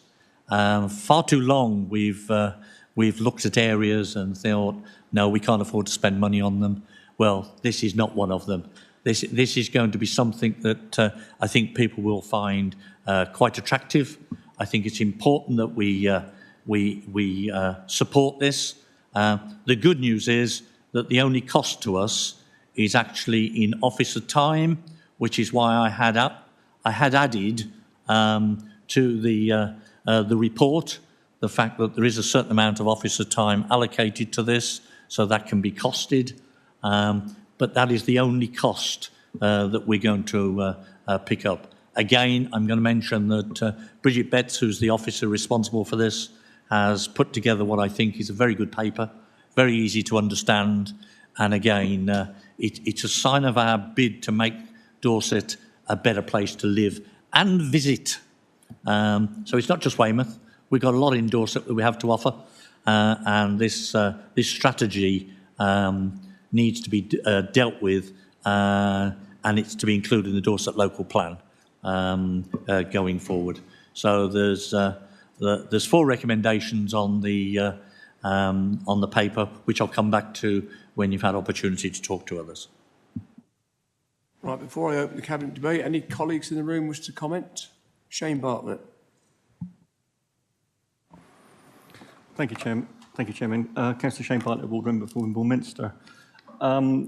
This is a really exciting project, and I know as a ward member, I went to a couple of the early meetings. I think it was 2 meetings I was invited to, and I noticed on page 57 at 1.10, it talks about further engagement with, it says parish councils, but I'm thinking town councils. We've got at least 3 significant towns on the Stour. My good colleague, Councillor Macy Clark here with the Blandford Forum, myself with Wimborne-Minster, and of course Stimson Newton as well. So what I would ask is that I don't believe that those towns have been really engaged very heavily on this project, and I think it would be about time that a presentation was given to those town and parish councils, if it was possible, if the officer team could do that, and for their engagement as well as we further this project on. It is a really exciting project, but I think we really do need to bring those lower tier authority councils into the room. Thank you. Thank you very much, Shane. Anybody else? No, I'll open up the debate. I'll go back to Andrew Parry. Thank you. Just a small request. As a small stretch of the River Stour does actually border my West Parley ward, could you ensure that I'm including the circulation list? Because I know if Councillor Bartlett's paddleboard from Wimborne comes sailing down the river, it will end up in West Parley.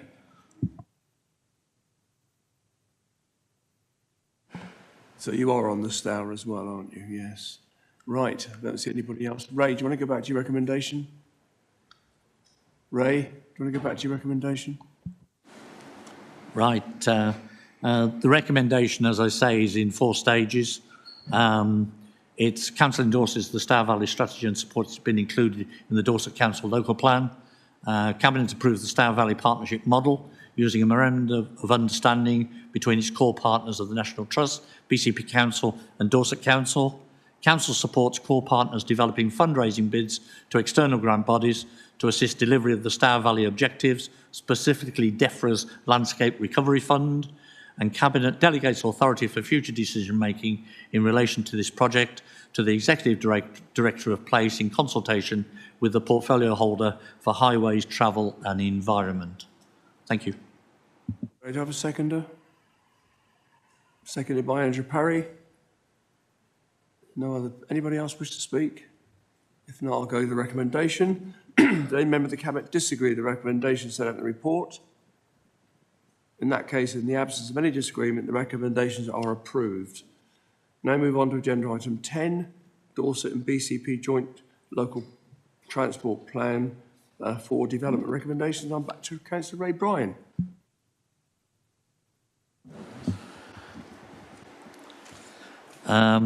Again, this is a fairly simple one for us to discuss. As part of our overall local plan, we have to develop a local transport plan, and the papers in front of us ask that the Cabinet considers the report and notes the comments of the Place and Resources Overview Committee. But it's also, I think, important to say that without us doing this, we wouldn't be able to form the full local plan. So we have to have a transport plan within the local plan, and it has to be worked in conjunction with our neighbours. So, as I say, the paper in front of you is fairly self-explanatory. So I'm willing to, or hopefully Owen's online, answer any questions that people may have. Thank you very much, Ray. It's also worth noting this has been through the Overview Committee, hasn't it? So it's been an opportunity for colleagues across the chamber to have had a look at it. So it's come here now for decision. Colleagues in the chamber, anybody wish to comment? If not, I'll go back to the Cabinet. You've got your recommendation. I have a seconder. David Walsh. Thank you very much. Anybody else wish to comment? If not, does any member of the Cabinet disagree with the recommendations set in the report? In that case, in the absence of any disagreement, the recommendations are approved. Move on to agenda item 11. God, I find this is a real tongue twister. Home in on housing. Dorset Council role and responsibility for new and emerging housing strategy. And I'm going to hand over to Jane Somper. Thank you very much. I appear to have been abandoned, but it's okay. In my report to Cabinet in July, I made a commitment to bring more detail and context of how the Directorate will work to address the challenges faced by some Dorset residents finding accommodation and secure housing. Some of these housing demands are unique to Dorset, while others are replicated across the country. The Directorate has seen increasing demand in people presenting as homeless and joining the housing register, and this is forecast to continue. Inflationary pressures are also a cost driver for the service. The average B&B placement has doubled from last year, making it even more important to find alternative housing. As the local housing allowance rate is frozen, any increase in temporary accommodation is an additional cost. This demonstrates the significant increase in demand across the service from people facing homelessness and in need of temporary or settled accommodation. The housing team work continuously with increasing numbers of residents. the registered providers and landlords to manage those in need of somewhere to live and providing temporary or long-term housing solutions, as well as fulfilling the Council's statutory housing requirements to prevent homelessness, which has also impacted on the small but dedicated housing team. The housing strategy consultation is just over halfway through. We are already gaining valuable insights that will help form the basis for the final strategy after being taken to scrutiny, Cabinet, and finally to full Council for adoption. I would encourage everyone to comment and take part in the consultation if they haven't already done so, as this will strengthen our strategy and our approach. The presentation this morning will inform members about the drivers of the demand, the costs, the availability of stock, and the narrative around addressing some of this need with solutions. Within the paper is a description and rationale for a housing board where directorates will work together as one council. This is proposed as an important step to deal well with demand and supply pressures, delivering excellent and cost-effective housing solutions for Dorset's people.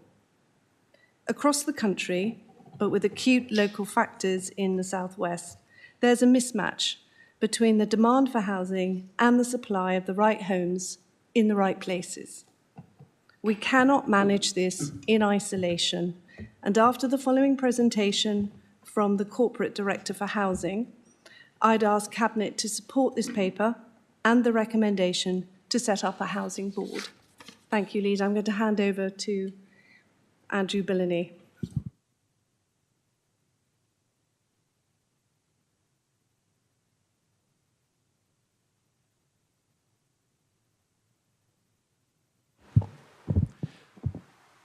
Thank you, Councillor Somper. I'll just briefly share my slides.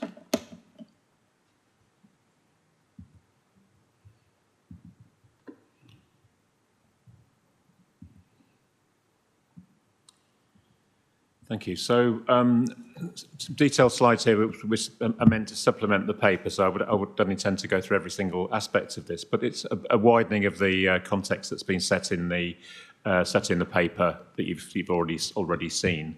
And the biggest item for recommendation is the Housing Board, as Councillor Somper has outlined. But some context around why housing, why now, and the role for Dorset and the place within Dorset Council itself. As many will know on this chamber, Dorset Council has a range of statutory functions, responsibilities, primarily around prevention, relief of homelessness, and implementing strategies to meet housing need through areas that we generally run through the housing register. But we also less of a high profile, but very important work that we also do around housing standards. So if working with landlords, for example, in the private rented sector, to make sure that standards are maintained at a good level. Main context wanted to stress as well, because it's been a strategy of this council since we set up. It's about the importance of our enabling function as a strategic housing authority. We don't hold council housing as such. We're a non-stock holding council with a small number of temporary accommodation held, but by and large, we don't run social housing directly, but we have a very important role in making sure that works well. So some of this presentation is about explaining that and how that levers in large amounts of investment into housing, but also important services run through our registered providers of social housing, otherwise known as housing associations. So our role within the council, it's pretty important that the enabling function isn't just paper pushing. It's around making sure we use that role to get in government grants, levering in funding, making sure we're working with those developers and housing associations to get housing built, but just as importantly, to make sure that the existing homes are managed well and that Dorset residents can thrive. So particularly the context around this is to stress the breadth of that role. Relatively small team, but important outcomes in order to get good housing for people across the range of needs within the area. I just wanted to also stress on this particular slide is the importance of how housing as a team, but also as a function within Dorset Council's approach, is how important it is for us to work across directorates, across specialisms as well. So part of the role is to make sure we are working in a way that, to pick a few areas, working within social care, preventing the need for care, or certainly assisting people with supported housing, but also in the place directorates around working hard around design, decarbonisation, and other contributions to decent environment for the county. It's a broad remit, housing. I just wanted to stress that as the brief.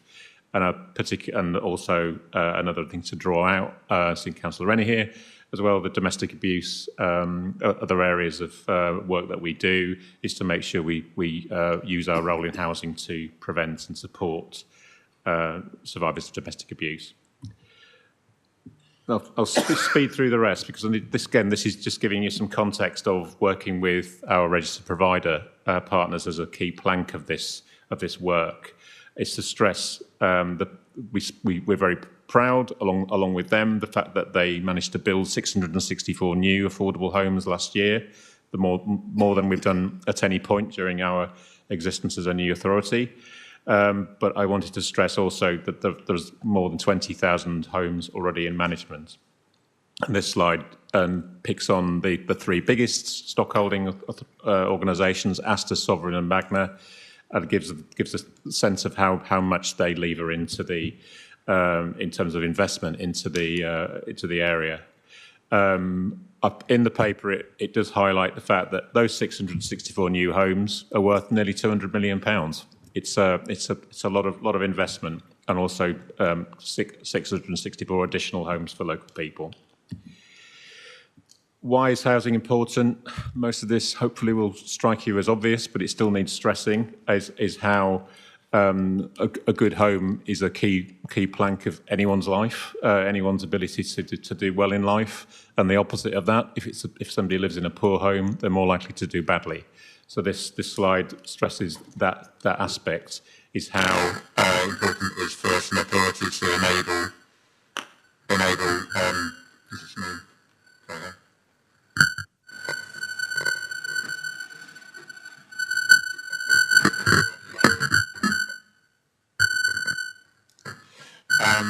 Carry on.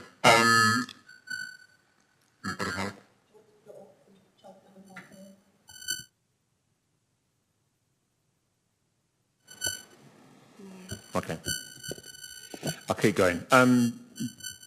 So anyway, so the point around this is about making sure that we are, as part of the this is all linking together into the rationale behind for having a housing board, is how pretty much every aspect of our work as a council to enable good health, good care, the work of the social care teams and the Place Directorate. It's all about how we get that to come together so people have decent homes to live in.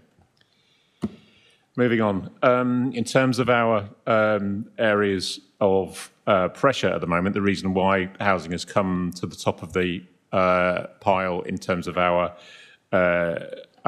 challenges as an authority, there is what's sometimes described as a triple whammy of impacts in housing at the moment, which is common with authorities across the country, but with some particular southwest factors around shortages due to holiday lets and Airbnb, etc., which we've discussed in this chamber before. But I wanted to stress here that housing is seeing an increase in demand for people who need assistance, when that includes homelessness, but sometimes people who've got particular need for adapted homes or otherwise. The cost of that is increasing beyond inflation. Rents are going up, charges for temporary accommodation is going up, and the availability of suitable accommodation is reducing.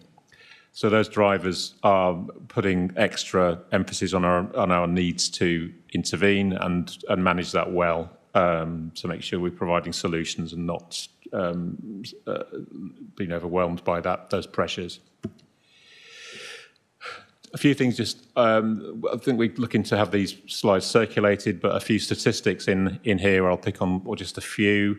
That is to illustrate those rises in pressures. Our approaches for people and households who are homeless has gone up by around 500 in the last financial year, and that is positioning is getting slightly worse. To be blunt, we're forecasting an additional 800 this year on top of last year, on top of the current year. Sorry, on top of the last year's figures. So we're investing a great deal in the work of our homelessness team. Some of you will know with Sam Brand and the homelessness team about making sure we prevent and find alternatives to people who approach us. So that's a fairly stark statistic. And the other thing to raise as well, commonly known probably in this chamber, but the affordable housing element, and the average house price in Dorset is 11 times the average salary, which again means that many people are coming to us where they're not necessarily at homelessness stage, but they're still in a position where they can't afford what's available. Speeding through, but that again, we're not standing still. We can't afford to. So solving the problem, our approach is, and again, very keen, if you're happy to agree, the Housing Board, very keen to take these matters forward through the Housing Board, is how we deal with these issues. So investment in the right resources to make sure we're finding solutions for people who come to us in housing need, working with private landlords, for example, and the housing associations to get solutions so that people don't have to go in bed and breakfast or temporary accommodation. Prevention, I've mentioned, making sure we get alternatives to people being in crisis, debt advice, getting family mediation where people have been asked to leave by their parents, pregnant, etc.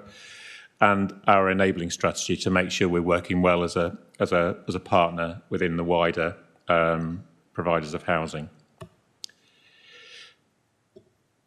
Introduction to the housing strategy. Wanted just to Councillor Somper has already said this, but we don't want today to preempt any the ongoing consultation and the engagement that people are already having.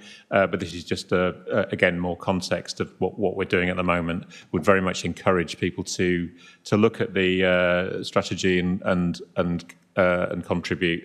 Since we wrote the paper, there's been another 300 or 400 responses, around 1,400 responses so far, and looking forward to coming back here in December to talk about that further. Last thing, and because I think it's in the paper, but the governance item of establishing a housing board to make sure we are pulling together or forging further ahead with a cross-council multi-agency approach. That's an approach that we feel, as part of the recommendation, that the Housing Board will help to do that, to make sure we're collaborating well and we're working together on decision making, resource allocation, planning, and making sure that we're getting the best outcomes using all of our expertise, resources, and the ability to make an impact as a local authority. And I think I will leave it there and back to Councillor Somper, or open to questions, because I think the recommendations are there in the paper. Yes, thank you very much. I think Graham, who's lead member for housing, would like to speak. Thank you. Thank you, Chair. Yeah, good work, good stuff coming out of that. A couple of things, really. I mean, I fully support the idea of a housing board. We need to be fleet of foot, you know. We need to be swifter in the market if we're going to compete with the market.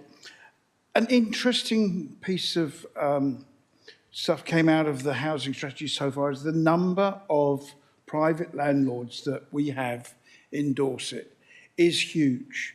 Now, we have a really, really good landlord forum centred around the Weymouth landlords, I have to say. And I think that there needs to be a piece of work that is done to engage more with those landlords and see what it is that we can do as an authority to help private landlords, because to be fair, they've been hammered completely by various means. And I think that we as an authority, I think we underestimate that resource. And I think there's a piece of work to be done where we as an authority engage more with them. I think I'd like to see the Landlord Forum expanded out into the north, into the east, because there's so much more that they've got to offer us. And I think that we've got a lot to offer them. So for that, Chairman, thank you. Thank you very much, Graham. Before I open this up to the Cabinet generally, any comments from anybody in the chamber? If not, I'll refer it to Jane. Molly, you want to say something? Yes, please, thank you. This fits in really well. This fits in really well with the work done from scrutiny. It's taken a long time to come to the scrutiny meeting next week, but we met with our 5 major RSLs over a period of time. And this working across specialisms was something that came across from all of the RSLs that we met with.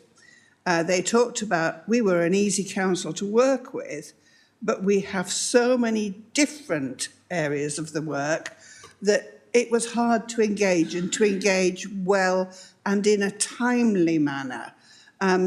Simple little things like aids and adaptations, housing for older, young people, people leaving care, moving out. You mentioned domestic abuse. If you don't get the housing right, that family will not survive and thrive out of the abusive relationship. And it's the same across all areas of the work. We've just seen come out Families First for the children, Pathfinder. We're one of 3 counties that's been chosen for that. And that sort of is embedded in the work that as well it is done within housing. I would really like to support this, because I think this would take the new council forward from next May really well to provide housing. Maybe help that situation where where everybody's saying we should be building council houses. It's about making really, really good use of what we've got and make it fit for the family and the people that you want to live in those houses. Thank you. Thank you, Molly. John. Thank you, Spencer. Councillor John Andrews from Sherborne, the most beautiful town in Dorset. 2 castles and an abbey. I just thought I'd get that in. No, in all seriousness, thank you very much for this report. It's great. I also support what Councillor Carr-Jones said about doing a deal with local landlords in the north and in the east, because I don't know if that partnership's happening yet. But I also would like to see something about a housing allocations policy going forward. So if it's strategy, housing allocations, which I did fill out the consultation, but I did put my comments in, but I haven't seen too much about that, because we have a situation at the moment where Section 21's happening all over the place. I've been dealing with 3 lately, thankfully to the support of the housing team and Children's Services. Couple with 2 children with autism weren't going to move to an emergency accommodation, wherever that might have been, because that would have meant the man losing his job and the children displaced, which we all know would be an absolute disaster for autistic children. So I would like to see a bit more about that in the forthgoing consultations, because I think it's really urgent, and we can be proactive. Because that would have cost our council an awful lot of money had we had to do that. So, yeah, the recommendations going forward, great, but I'd like to see a bit more. Thank you. Thank you very much, John. Graham, do you want to respond on that? Yeah, just quickly, and thank you, Councillor Andrews, for filling in the consultation. And anything that goes into that consultation, even if it's not relevant to the housing strategy, will be siphoned off and put under the right noses. Let me assure you of that. In terms of the housing allocations policy, It is currently under review. In fact, when we set it up, it was always to be constantly reviewed. So it's a separate thing to the housing strategy, but let me just assure you that it is under review currently. Thank you, Chair. Thank you, Graham. Anybody else for the Cabinet? Right, Jane, back to you. Move the recommendation, and then I'll open up to the Cabinet. Sorry?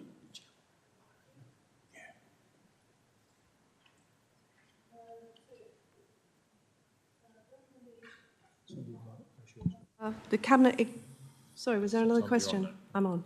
The Cabinet acknowledges and reinforces the important role of housing as a key and cross-cutting priority within our council plan, understanding the current landscape challenges and the importance of maintaining and developing a robust plan to mitigate these pressures. And two, the Cabinet approves the establishment of the Housing Board and endorses its objectives and composition. This initiative will contribute significantly to our efforts in meeting the residential needs across multiple portfolios. This will also involve a housing programme board with involvement from senior and corporate leadership roles to ensure delivery of objectives and effective implementation. Thank you. Move the recommendation. Have a seconder, please. Laura Beddow, do you want to comment? Very briefly, just to say that this piece of work is hugely welcome and I'm delighted to second it. Thank you, Chair. Jill Haynes. Thank you. I'm really happy to support this also. But I wondered if we could have the slides circulated because they're a bit difficult to read on the screen. So could that happen? Fair point. I think we will get Andrew will get them sorted out. Byron. Thank you, Leader, and yes, absolutely happy to support this. I just wanted to make a plea, and it's building on some of the information that, or some of the comments already made. Absolutely support cross-directorate working. We should do. It's clear in all the evidence in children's services where young people have safe, good homes, their outcomes is far better than they would be. So absolutely, I take that approach with one council view. I would just implore that goes across all directorates and offices, councillors to take this on board because we do tend to, even though we say we don't work in silos, time and time again we find this. And I don't want this just to be another board that sets up and another thing that we have because we absolutely need to do better. And the last point I wanted to make, Leader, is I'm keen to see us really think out the box, not just to do better on what we already do, because that's kind of where I think we're sat at the minute. I want to see us doing things that, well, we haven't spoken about for some time, certainly since I've been in the council and Dorset County Council on housing. We can look at some of our colleagues in other counties who have taken drastic different approaches and it's worked for them. And that's what I would like to see. Thank you, Leader. Thank you very much, Byron. Anyone else? In that case, does any member of the Cabinet disagree with the recommendation set out in the report? In that case, in the absence of any disagreement, the recommendations are approved. Now we move on to agenda item 12, additional procurement forward plan. I hand over to Gary Suttle. Thank you, Chairman. Gary Suttle, Swanage, jewel of the crown of Dorset Coast, and £20 to park on the seafront. Right, procurement. Periodically, it is necessary to bring this report or similar to Cabinet for approval. Today, this report covers the normal list of tenders that exceed the limit of 500,000 and have a requirement to be ratified by Cabinet. In addition, it brings the modern slavery transparency statement, which my colleague, Councillor Jill Haynes, may wish to comment on, although it's not compulsory. As usual, there's a list of items that will exceed the £500,000 limit, and this is Appendix 1.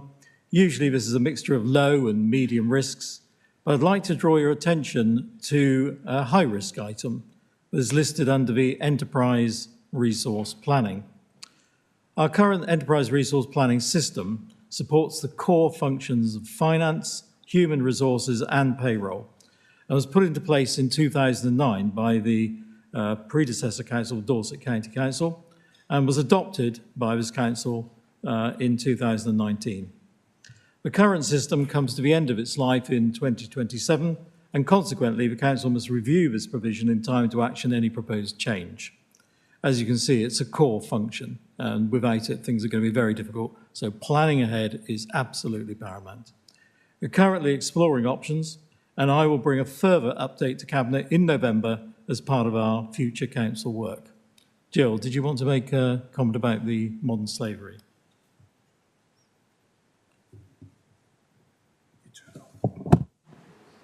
Thank you.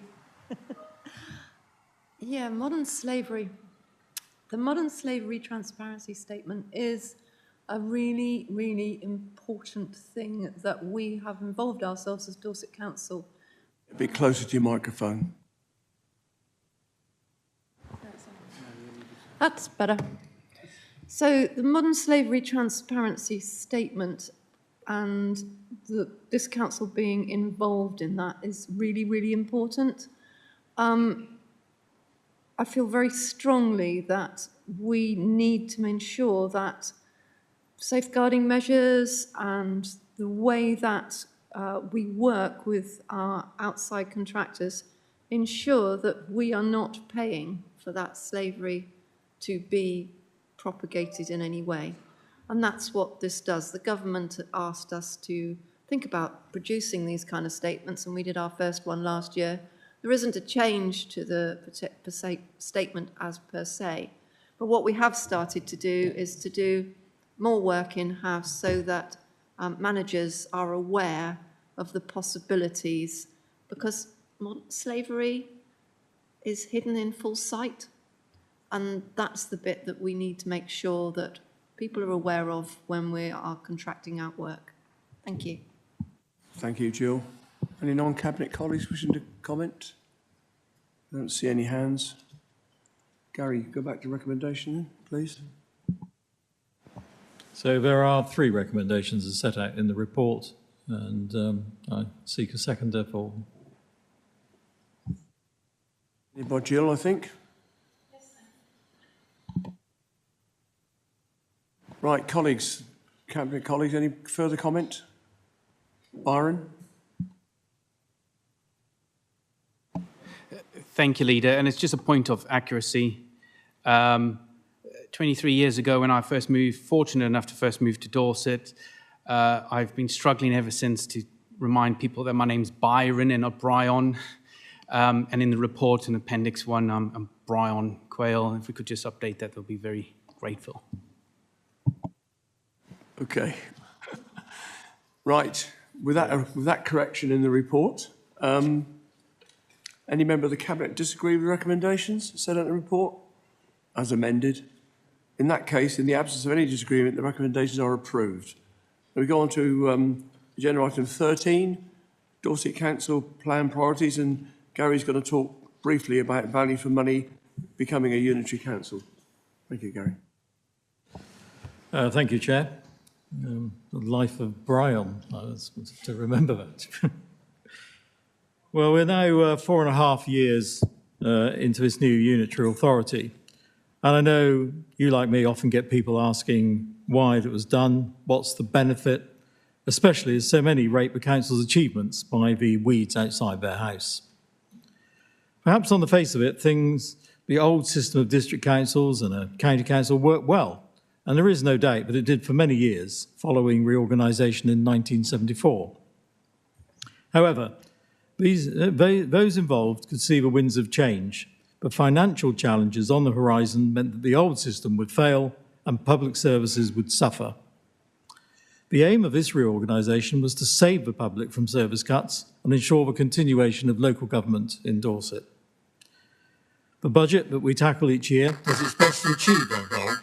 As I've said over the years, I don't think I said that.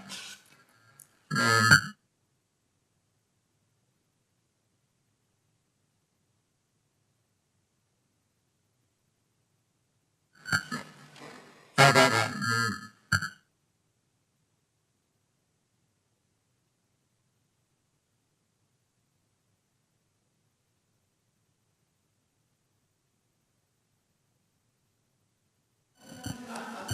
How about that then? That's better. That's better.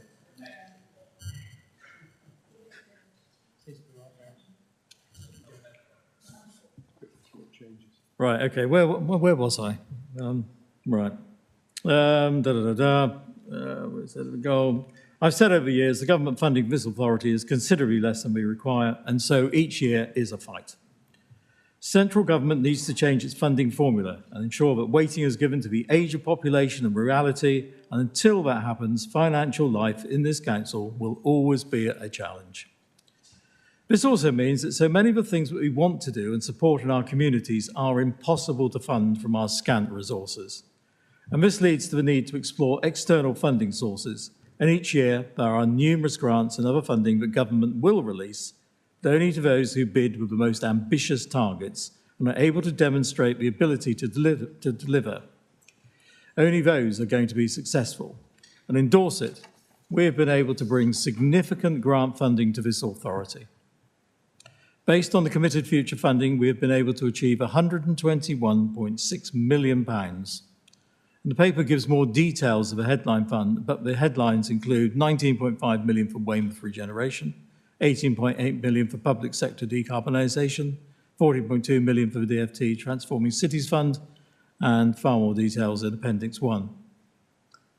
This money enables us to do things that under normal annual funding would be impossible. And we have to thank all those involved, but the grant applications that show the professionalism that lives within this authority and the confidence it gives. And because of those attributes, the money flows to us. You get nothing for poor grant applications. We are successful because this authority is recognised as excellent. But we have also been working to transform the 6 into 1. And this has meant significant changes and savings over the short life of this council. We have managed to achieve £96.4 million, all of which has been reinvested in frontline services. If we go back to where we started and think about the old regime, I cannot see that we would, as individual councils, ever been able to make these savings. When I said at the beginning, this was all about the financial crisis on the horizon. Only as a unitary authority has the future of local government in Dorset been secured, and only as a unitary authority have we been able to make these savings. We're dealing with an organisation with a complex structure, from children's and adult social services to picking up the bins outside your front door. This is an enormous organisation that deals with everything you see from the moment you leave your house in the morning until you return in the evening. And I think it's very difficult for any councillor to explain to the general public that the majority of our budget goes on things that in your daily life, they just don't touch you. They don't touch you at all. And yet there is so little money left to provide the things that affect you most. The litter, the weeds, the roads, your bins. I would say that this council has continued to provide these services, but the services that matter most in very difficult circumstances. For this we should say thank you to all of the directorates of this council who work hard to achieve. They are swan in the river, serenely swimming and effortlessly gliding against the flow, beneath the surface, feverishly paddling like mad. There is no recommendation, but if you'd like to say thank you to the management employees of this council for working to achieve the impossible, I won't stop you. And remember, my task is very simple. I just have to spend £10 with £9. Thank you. Thank you very much, Gary.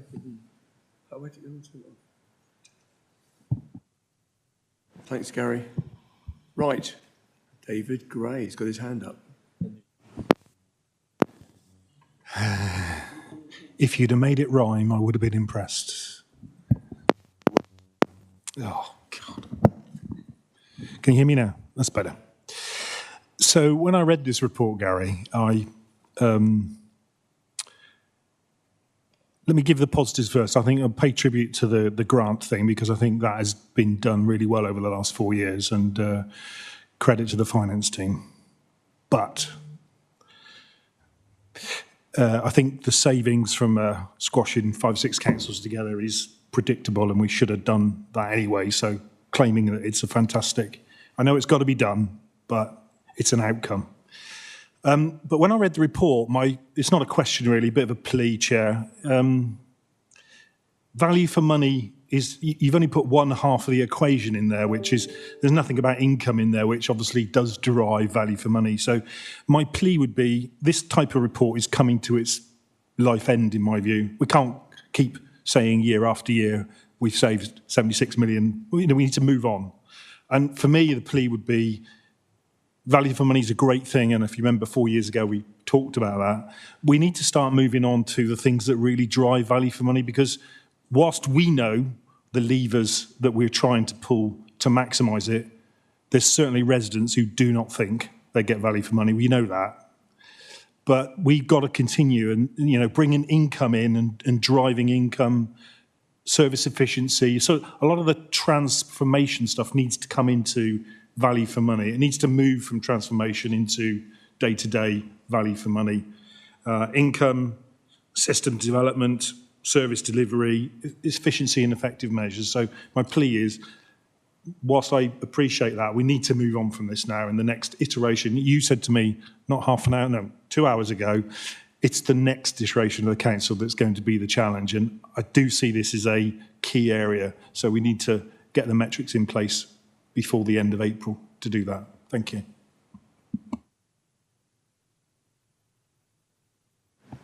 Yeah, thanks, David. And we did discuss this, ironically, just before. And I would agree that value for money is going to be the most important thing moving on. I see this, I think the savings, as you say, are an outcome. I think part of the problem was that we were making savings before we had the authority from government to actually start the authority. So unlike a lot of people who apply and start their unitary authority, we had something like a 2-year period. We were making savings, we were making decisions as a shadow authority. And that, if anything, is part of it. So the savings perhaps would have been greater if we would have included that, but they are what they are. And I think I agree entirely that I see this as these formative 5 years take, if you like, the fat of the land. They take, I'm not saying low-hanging fruit, etc., all these expressions people make, but I see the toughest challenge as the second council period, the 5 years, because there won't be the ease of just doing that or just doing that. It will be far more about value for money. It will be hard decisions. It will be a far more difficult period, particularly for finance. And so I'm looking forward to that 5 years and sitting here for those period and sorting it out for you, as I know you are. So, thank you. Shane? Thank you, Chairman. Just want to make a couple of comments about this report, this update, which is extremely welcome. I think it's known across the Chamber my views about this council. I think it's achieved a great deal what it's achieved through the cross-party working and through having an extremely civilised chamber. I still think that's the way to go in local government, and I think this council has achieved a lot. But I think also we need to bear in mind that the officer corps, who have been under considerable pressures through this period, going into a local government reorganisation was never going to be easy. And the officer corps, I think, have shown themselves to be extremely professional, extremely dedicated, and I think they performed way above anything that we could have dreamed of to achieve the council to the position it's in now.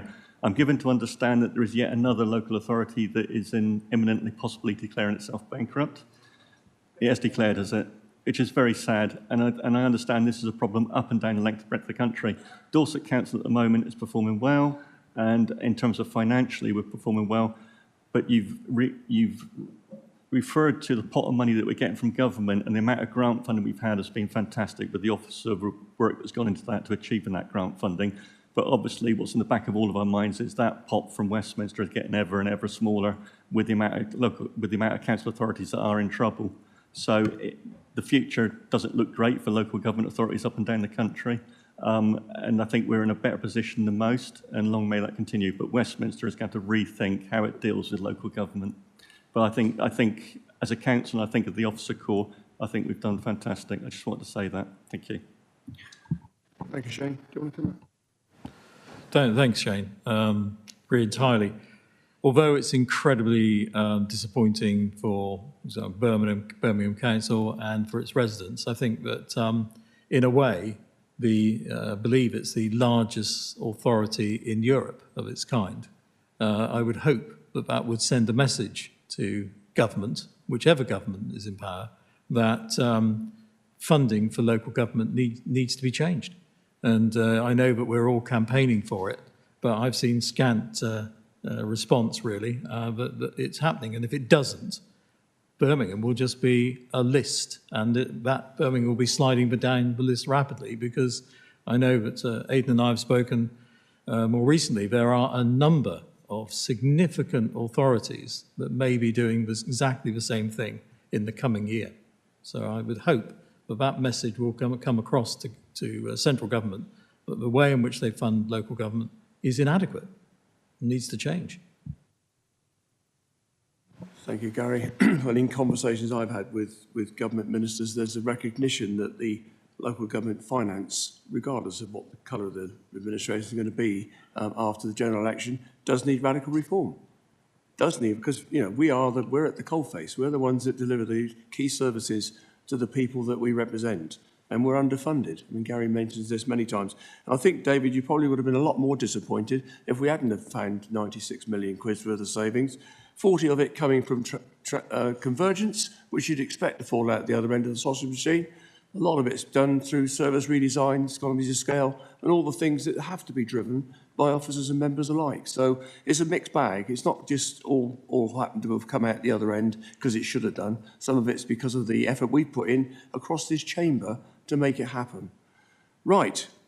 This is a report just for noting. Thank you very much, Gary. Appreciate that. We go on to agenda item 14, which is portfolio holders, lead member updates. We have one or two reports that have been issued, and I'm sure there'll be others, but I've got nothing else further to say on that this morning. I now intend to go, there's no urgent business, so I'm now going to go into exempt business, and I'll read the points of the legislation. That in accordance with section 100A(4) of the Local Government Act 1972, to exclude the public from meetings for the business specified in items 16, I think it is, 17, because it's likely that if members of the public were present, there would be a disclosure to them of exempt information as defined in paras 1 to 3 of Part 1 of the Schedule 12A to the Act, and the public interest in withholding the information outweighs the public interest in disclosing the information to the public. Can I have a proposer, please? Gary? Yeah. Gary, seconder.